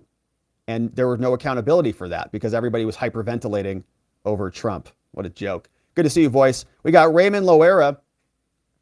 Says, stoned thought. Says, will the U.S. government admit Trump did win in 2020? And technically this current term was his second term. Therefore, he cannot run for a third term? Thanks for staying positive. Yeah, that sounds like it's an accurate description of a thought. It's an interesting thought, Raymond. I appreciate you sharing it. Yeah, it's an interesting one. Says, will the U.S. government admit Trump won? And then, it's like, well, what are you guys talking about? He was already the president this whole time. You guys didn't know? Well, he can't run again, obviously. So we better let Biden win. I don't know. I don't think that's probably going to be a strategy that we see. But it sounds like you've got some good whatever you're on. Take care, Raymond. Enjoy it. Be safe over there. We got Jim R. Welcome, Jim, as a supporter. And so we'll be back on our schedule for our members-only morning streams, which is tomorrow. We took a little hiatus. I had some other affairs this morning. But we'll be back tomorrow. So, Jim, hopefully we see you tomorrow morning. It's 9 a.m. my time, which is 12 noon Eastern time, for our members-only morning stream. And Wildcat, hopefully you join us too as a YouTube member. Should be a lot of fun. We like our morning streams. And it's Friday tomorrow. We love Friday. Fred Pedamonte is in the house. And his dog, so Fred is here, but you'll notice his dog Johnny is who we're talking about. He says, Rob, Johnny finally returned from 3 months training in Israel with the Mossad. Oh my gosh. So his dog was over in Israel. He's a Mossad agent now. He keeps asking me and searching for a school book depository. What is that? Oh, that's interesting. Yeah, that's weird. I don't know what he's going to do with that. Maybe you'll figure that out on a trip over to Epstein Island. I don't know. But thanks, Fred. Good luck to you over there. We got Dolphin Fan is the man in the house. Thank you, Dolphin, bringing in 5 new membos. We got Kimmy J, Angry Viking Veteran, is in the house. That sounds like a good one. Tom G is in here along with Katie K and Mountain Streams, all in the house. Gifted membos, courtesy of Dolphin Fan is the man. Thank you, Dolphin. And welcome, everybody. Hopefully we see you tomorrow for our members-only stream. We got pickle jars for Hillary, which are very hard for her. Says a federal statute on election denying, please. Is there a federal? Are you asking me to like tell you it? 18 U.S. Code 35.7. That's where you'll find it, probably. Quantum Thug Life is in the house. Thank you, Quantum, for bringing in 5 new amazing membos. Dan DeFlavis is coming in, courtesy of Quantum Thug Life. Mentions like really advanced thug life. Malia Carr, we got Pete H, we got Binky Babe joining us, and we've got Private in Public, all gifted membos, courtesy of Quantum Thug Life. Amazing. Thank you, Quantum Thug. And we're going to have a very, very burgeoning and exciting members-only stream tomorrow, including with the Green Hornet, who became a supporter. Man, it's going to be so fun tomorrow. Welcome to the Green Hornet. We'll see you in the morning for our stream. We got Pure Life. Says, speaking of contingencies, everyone should ask Jesus to save them just in case the Bible is right. That's a very great opinion. I think what you're talking about here is called Pascal's wager, which is a very interesting concept. You break this up into 4 different options. You can believe in God and God is real. What happens? You go to heaven. You can believe in God and God is not real. What happens? You have a good life living according to virtue, right? You don't believe in God and God is not real. Then you just wager it all, and you can put them into charts, and you can logically conclude, pretty good idea to believe in God. It provides you more values and more benefits than not. So it is a good contingency plan. Definitely right, Pure Life. And thank you for sending that one in and for that lovely reminder. Andrea L says, do you think Vivek is positioning himself as a VP pick? Yeah, I think he's positioning himself for something very important, because he's establishing himself, I think, as a major, major player with a lot of real value. So as a VP pick or as somebody in the administration, I think he's going for the win, by the way. I think he's going to win this. I don't think he's going to be second anything. I think he's going to win. Whether that happens or not is a different story. And, as a addition to a Trump ticket, some way, shape, or form, I think that'd be very, very valuable. I think you're onto something, Andrea. Thanks for that.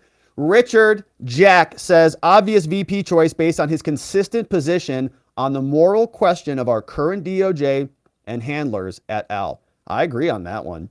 I'm really liking Vivek. And we haven't played one of his other clips here, but he went on this 5 or 6 minute plan on getting rid of the FBI. And I was like, that's yes. Put him in charge of the DOJ or something. Rocky Water, even though he's not a lawyer, is my understanding. Is he a lawyer? Did he go to law school? He might be. Anyways, Rocky Water. Thanks for joining, Rocky. Says, dang, late joining today, but 88 viewers, that's the highest I've seen. Cheers. We've got a good turnout over on our locals. Our locals is growing, baby. We're doing a lot of good stuff, a lot of fun stuff. And so on locals, yeah, that's awesome. Thanks for noticing, Rocky. And shout out to all of our locals fam over there, where we're going to go very briefly here shortly over to our members only after party in the house. We got Beth Coddington. What's up, Beth? Says, hey, sweetums. Hello, everyone. I have to chuckle when I notice where you started and where you are now. No more being on the fence. My hero. Thank you, Farmer's Daughter. Yeah, I guess you could say that's true. We've certainly come out of our shell here a little, I'd say. Started off being a little bit more reserved. Let's just, have conversations about these issues. And then we couldn't help it. We have to speak out and fight back against these monsters. And honestly, the whole world, how much has changed, Beth? A lot has changed over these last 3 years. And I know you've been with us through it all. And I'm so glad to see you back here, Beth. Much love. Thanks for being here. And for the dono. Amazing. Ray K says, what is the chance this is Trump playing 4D chess and Vivek is Team Trump? It's a possibility. I think that, even if they're not working together directly, Vivek is playing this smart. Vivek is playing this almost like it reminds me of what Ted Cruz did in 2016. Remember, all of the Trump opponents in 2016 were beating him up pretty badly. Ted Cruz didn't. Tried to get out of the blast zone a little bit.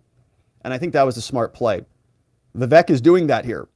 And even if, he doesn't win or end up in the cabinet or something like that in the administration, he is really building, I think, some very goodwill supporting Trump that I think will carry him into the future.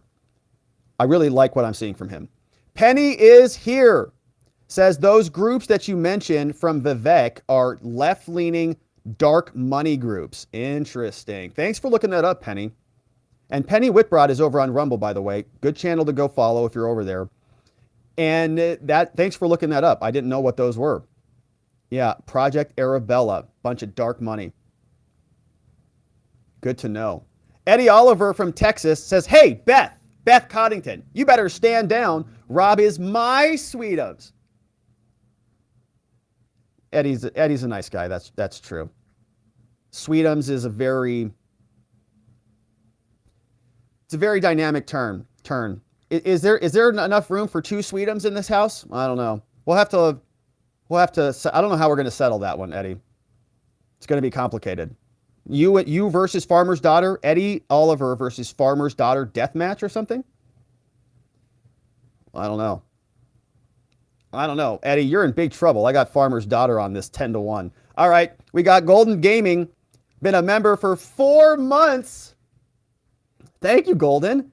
And hey, that's the Fallout guy, isn't it? Thank you, Golden, for being a member for 4 months. Getting close to one half baby on that one. We got the Pussycat Bot. Says make gas $2 per gallon again. Trump 2024. Good to see you, Miss Bot, in the house. In the house. Good to see you. And thanks for the dono. Yeah, $2 per gallon would be nice. I think we saw in California, it's $5 now. Eddie Oliver's back, says, Rob, have you heard of the Clinton sock drawer case? I have, yeah. That's the one that was brought by Judicial Watch. And in the judge's opinion, he basically said that the president has carte blanche to convert whatever government document he wanted into a personal record. Yeah, you're right about that, Eddie. It's a great case, and I think it provides a lot of power to Trump. And I think, Judicial Watch brought that case, and they said that Tom Fitton, the guy who runs Judicial Watch, was actually talking to Trump about that. And the president, I think we covered that opinion here in some obscure video a long time ago. But in that opinion, I think the judge was a female judge, Amy something. She said that it would be nuts to have the National Archives or to have the court dictate to the president what documents are classified as what. Like, it's just an inversion of the power structures. It's a separation of powers problem. It's the exact same thing we're running into now. I think it's totally applicable, but they don't really care about the law. They care about the prosecution. But thanks for flagging it for us, Eddie. It's a great case. Probably worth revisiting at some point as this all, because now he's been charged. We should probably revisit it again. V Antikiss, what's up, V? Thanks for sending this in over on Locals. Says we really need to find a way to sue politicians for wasting all of our tax dollars on stuff like this in Ukraine. Also, shout out to Gigum in the house, who's not in the house, who couldn't make it tonight. We miss you, Gigum. And V, thanks for shouting out Gigum, our meme smith extraordinaire. Yeah, we would have to change a lot of the laws in order to get that to happen. So the legal answer to this is you can't sue over political questions. It's a standing problem. It's a justiciability problem is the more correct way to say that. What the courts would do if you sued is they would say, yeah, I agree. The politicians do waste our taxes. How do we resolve that? Not in the court of law. You got to go vote. So they would just dismiss it immediately. But yeah, I mean, certainly. Could you imagine that? If we could sue politicians, we would have no politicians. It'd be a beautiful country. Good to see you, V. We got Christine says, sorry, swear jar. It's okay. Hey, first of all, Christine, thank you for complying with the honor system. Some days it's worth it. Some days you just have to let the expletives fly. So I get it. But thanks for contributing, Christine. I appreciate you being here. We got 1R5 says, are Barr and Pence related, I wonder? They sound exactly alike. I don't know. I guess two lifelong government bureaucrats or something like that. 1R5 over on Rumble. Or maybe it's because they both flip on a dime. Barr used to be good Barr. Now he's bad Barr, or bizarre Barr, as I saw in the chat. And Mike Pence also flipped. They're just flipping people.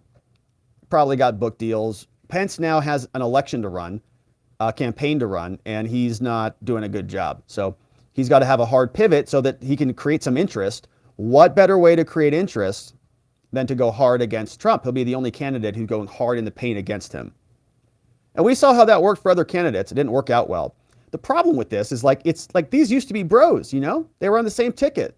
And now they're going to be the most oppositional, adversarially opposed candidates on the whole stage.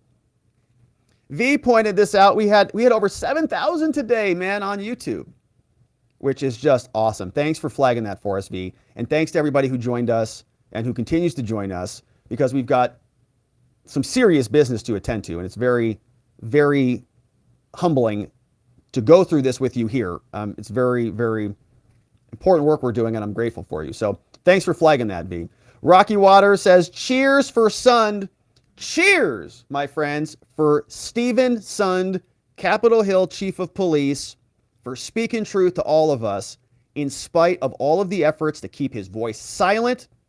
He's talking for America. Stephen Sund, cheers. Oh, good stuff right there. Cheers to Stephen Sund. We got Cindy Banks says, I just bought Sund's book. It's a good one. It's a good one. He goes into a lot of detail. But I'd be curious to see what you think about that, Cindy. I felt like if Stephen Sund wrote the book again right now, it'd be a little bit tougher on the standard narrative. I felt like he wanted to say more, he just couldn't. Curtis Bartle, Bonnie says she loved the book. Curtis Bartle in the house with the Superman pair. Thank you, Curtis. Very generous of you. And that he looks like he's about to enact some justice. Thanks, Curtis. We had another one from Voice. Says, no, I meant when Pelosi went to the Joint Chiefs of Staff, and said not to take orders from Trump. She was told that would be a military coup if they did. That story comes from the Wall Street Journal, a coup of Pelosi's own. Oh, okay. So that's even a little bit different. It's a little similar to what I was talking about, but different. So, yeah, interesting. The Wall Street Journal, a coup of Pelosi's own. So she went to the Joint Chiefs and I'm going to have to look that up. Thanks for that one, Voice. That's a good one. Yeah, I know that they were on the phone. I remember that Mark Milley also called China. Remember that? He called China and he said, don't freak out over here. China's like, we're not freaked out. What's going on? And he's, don't freak out. We're in charge here. It's all under control. We were asking ourselves, did Milley get that instruction from Trump? Or was he voluntarily doing that on his own, maybe outside of the president's orders? Felt like a coup through and through. And then they tried to impeach him. They tried to throw him out of there so he couldn't do any damage on the way out. Yeah, it was gross. Tony Hay says the only one that truly suffered on January 6th was Ashley Babbitt and her family. No one mentions that enough. Not even you. It's like it never happened. Yeah, there is some truth to that. I mean, think about her relative to Officer Brian Sicknick, for example. You know who else doesn't often get mentioned are the other individuals who died. Right? There were other people who were even less remembered than Ashley Babbitt. So, yeah, it's a true statement, Tony Hay. Thanks for being here and thanks for plugging their memories, lest we not forget. Crash to Contrary says, you know, Rob, Alina may be married today, perhaps with her thumb firmly on the eject button. Don't give up the ship. Well, you never know. Yeah, it's true. You never know. Thanks for the support. Crash to Contrary. I'm not definitely not a home wrecker over here. May Alina and her very lucky punk husband have a great, happy marriage. All right. So thanks, Crash. We got Trevelyan Gale says, Rob, get it right. Trevelyan. Sorry about that. Trevelyan Gale. All right. I'll try to remember that. Trevelyan. I think I can remember that. Trevelyan Gale. I'll get it right. Trevelyan in the house. Thanks for the correction, Trevelyan. We got Linda Ramey says Jesse Waters reported that Hunter left his house in Venice Beach trashed, dirty, 3 months behind. Landlord sent the TV repair and Hunter's wife would not let him in. Poor child. That sounds about right. Linda Ramey. Hunter's wife would not let him in. That's interesting. Jesse's reporting that, huh? Jesse Waters over on that network. Well, maybe his bong lawyer went over there and they got wild. Alexandra K8 says, I took my pup for a walk, got cornered by a talkative neighbor, and missed the whole damn show. Those neighbors, man. Yeah, you get out there, you start talking, and the whole show goes by. That's a long talk, though, by the way. We've been here for 2 hours. What are you guys talking about? Hopefully it was very good. That neighborly love is a very good thing. Hopefully it was well worth it. Alexandra in the house. And we had a couple of others. We had Quantum Thug Life. Says Quantum Sweetums 3. Gas is $5 here in Cali. Quantum Sweetums. Man, that's some serious Sweetums. That's like interdimensional entanglement theory Sweetum activity. Which means we can never be disconnected from our sweetness due to the powers of the universe. Wow, that's profound. Thank you, Quantum Thug Life. He says gas is $5 here in Cali. That's a lot. Yeah, that's a lot. Is that Bidenomics at work? How did that happen? I thought that they were reducing gas. Gunface says, do you think we'd be in this mess if the Supreme Court would have taken up Texas versus Pennsylvania?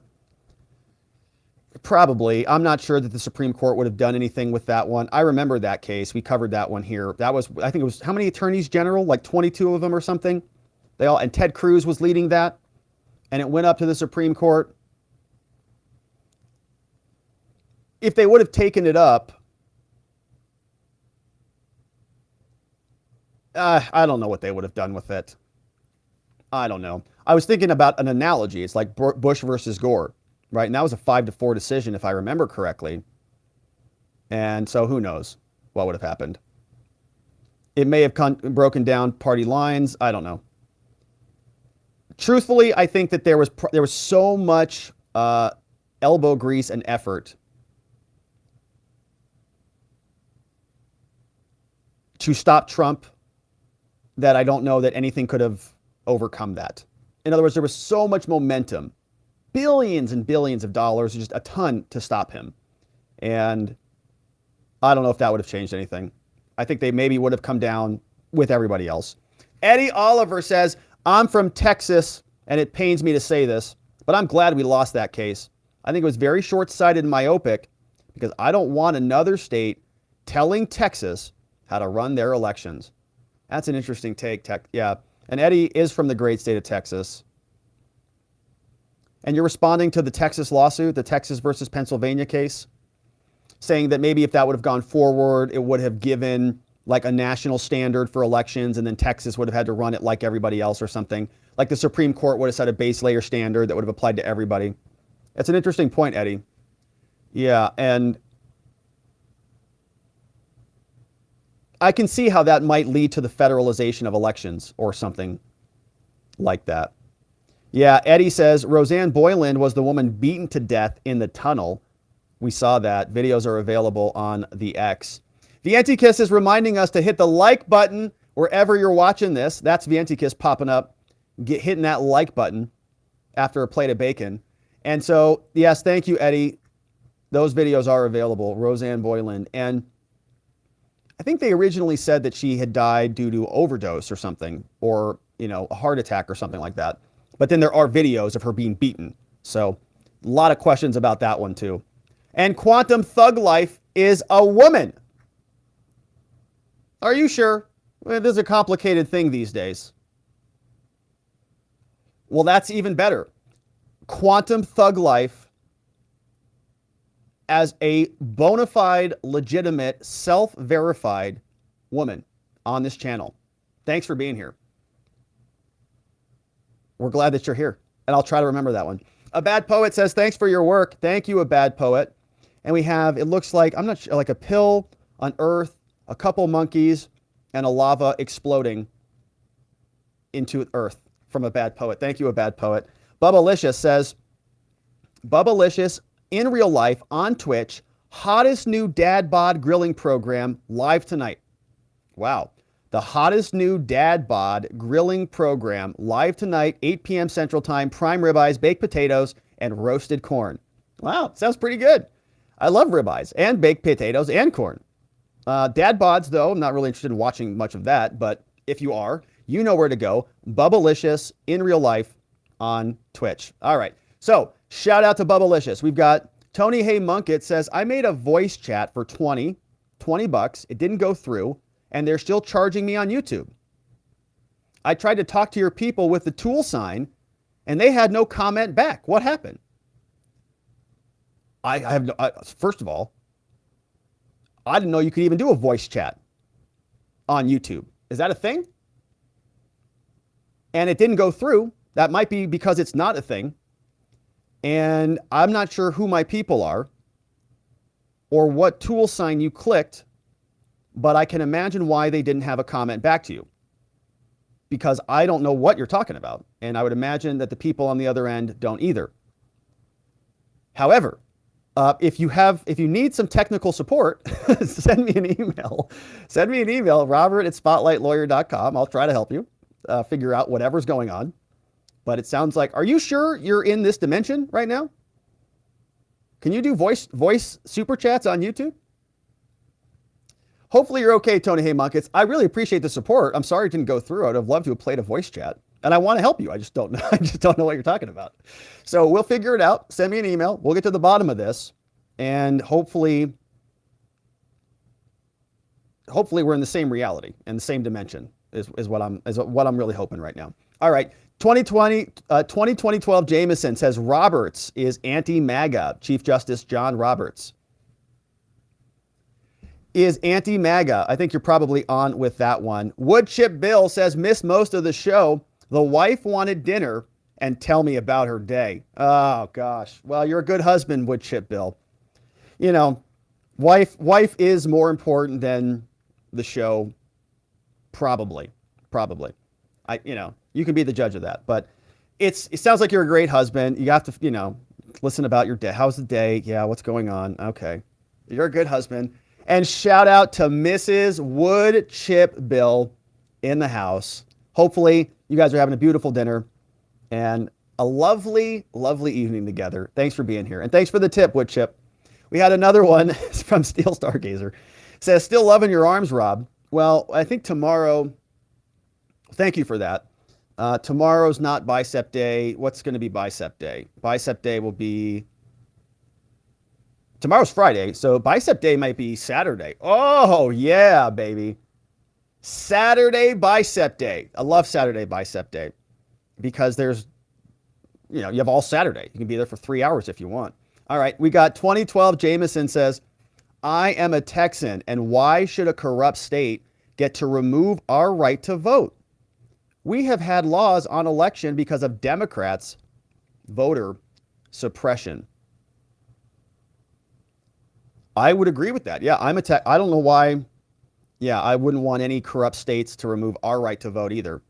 We have had laws on election because of other Democrats and their voter suppression.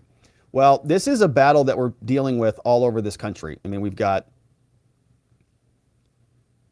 lawfare happening, and we saw another one of these efforts in Michigan very recently with Dana Nessel, I think is her name, prosecuting all of the GOP candidates at the top of the Republican Party, all of the GOP leaders at the head of the Republican Party there in Michigan. It's like, if they do that in Arizona, if they do that in Georgia, they can just lop off the head of the GOP in various states, and that's going to be very useful for the Democrats. Is there voice chat on YouTube? Now I'm going to have to learn about this. I could be in a different dimension. Wow. All right. So we've got Steel Stargazer says 3 months of Rob's arms. Yay, baby. Well, we're glad you're here, Steel Stargazer. We love Bicep Day. We'll keep pumping those up. No doubt about it for Steel Stargazer out there. All right. And we've got, okay, so here we're going to go over to Twitter and take a look at the Twitter thread and see, the X, sorry, and see what's going on over there. All right, here's what we've got. This is on Twitter. Let's say hello to our friends. Is anybody watching over here? We got 4 people. Okay, that's respectable. 4 people. Hey, C-SPAN says we had 7 at one point. And Vientikis says the real insurrection that is happening in our country are what is being done to average people. Censorship and abusing victims of crimes is how our country is being insurrected. It's all about destroying the informed voter, where the power of our country is supposed to lie. Agree with a lot of that, V. And they try to censor us so that we can't have open conversations where we can hash that out amongst ourselves. V says, Bill Barr, trying to defend the indefensible really demeans you. He says, what rubbish. What an admittance of an abandonment of the principles of law. More like Osama Bin Laden with all the bombs that guy dropped. Another good one from V. A couple from Danny McWilliams. Says, are any Democrats just not lawyers? A lot of them are. Really, a lot of them are. Fred Pedamonte says, Trump lied to the public. Well, Jack Smith with malice lied when he didn't add peacefully and patriotically to the indictment. Raven says, does anyone else find themselves yelling at the screen while watching Barr and Miss Crazy Pants? No, you're not alone on that one. Raven Madness says, sure wish there was a cover-up on the big guy at the Rehoboth Beach in Delaware. My eyes, my eyes. Yeah, that was a, we balanced that one out with Alina. It was even. Omnipotent Being is here. Says, Fed boys and girls are ready for their close-ups. And Mike says, no, or Queedums for short.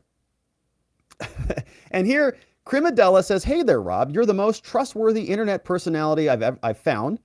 And I do a lot of looking. Well, that's very nice of you, Crimadella. Your honesty is unmatched. I even question others at times because it appears we love Barnes here. Like whatever reason, yeah, okay, I understand, Crimadella. I appreciate the compliment. And Ria says, Vivek is pronounced like cake. Vivek like cake. Vivek like cake. From Ria in the house over on Twitter. And thank you, Crimadella. Thank you, Ria. Thank you, Mike. Thank you, Omnipotent, Raven, Fred, and of course, our friend V and C-SPAN Review. If you'd like to follow us over on Twitter, come and join us. Rob Govea ESQ is the account to follow. And you can come and join us there and follow your other watchers as well. And so Tony Hay Munkets is here, says, oh, that's nice. Now you're going to mess with me? I meant to say super chat. I forget that lawyers read everything as it says. I'm using voice chat, and I was just asking for help. Well, Tony Hay, I didn't mean to, dunk on you. I thought you were kind of joking with me a little bit, so I was being a little bit jokey back. But if you really do need help, literally send me an email, robert@spotlightlawyer.com. I don't think on YouTube I can refund money. They don't allow me to do that. But if you're in a tough spot, I'm happy to Venmo you some money or whatever if it didn't work out. But I get what you're saying. You were using voice chat to send the message and it didn't work. You weren't trying to send a voice message that I could listen to on the air. We're in the same reality. I get it now. And thank you for another dono on that. But if you do need some help, send me an email and I'll be happy to help. All right.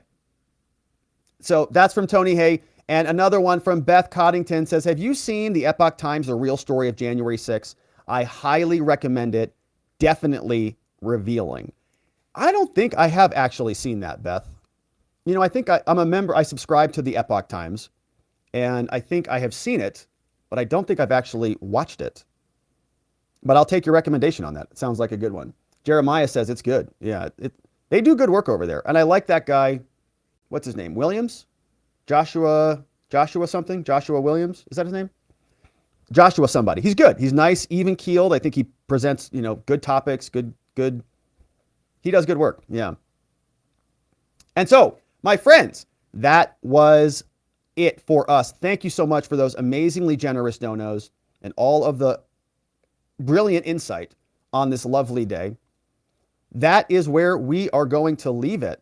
And so let's go back on over and wrap it up. Debbie Marie says it's worth your time to watch The Real Story of January 6th. Yeah, I'm kind of surprised I haven't watched that yet. Now that you mention it. I think I've seen it. I can visualize they do a bunch of stuff, right? There's that page on their channel. They've got a bunch of documentaries and stuff. It's a good one. All right. Yeah, I want to see that because I want, yeah, we'll get to it. Anyways, my friends, that is it for us on the day. And we are going over to our after party at watchingthewatchers.locals.com. We're going to hang out for a bit longer and talk through and debrief all the news and the stuff that we just hit here today. We'd love it if you joined us, watchingthewatchers.locals.com. Also, don't forget to get your Field of Greens, courtesy of our friends at Field of Greens, where you can save 15% off using code Robert when you check out. Big shout outs and thank yous go to our amazing mods who clip away for us, mod down the fort for us. Vianticus Prime in the house. K-Bean, Just Cause, our friend Playin' Hooky, Ronnie Cole. We've got Zulus in the house. We got Beyond Geostars, Zach Nichols, John Allen, Janek 909, Dog Digger, Donut Mind Me, John McGarvey, Sleepy Dog Lee, Jigam Gigam, and Nathan N810, all in the house. And my friends, one final reminder to go check out our brand new website, robertgovea.com. You can access the mind map, sign up for the newsletter. We'd love to see you there. But that is it for us on the day. Tomorrow, fully intend to go through the Devin Archer transcripts. Those got released today. It's about 100 and something pages. So we'll fly through those. Should be a lot of fun. And there will be a lot more to attend to, including all of the aftermath of today's arraignment and whatever else the day has in store for us. And so we will be back here to get into it all again. I hope you join us. Thank you for subscribing. Thank you for liking this video. And thank you for joining us right back here tomorrow so that together, with your help, we can shine that big, beautiful spotlight of accountability and transparency down upon our system with the hope of finding justice. Make it a beautiful night, my friends. Sleep very well. See you right back here tomorrow.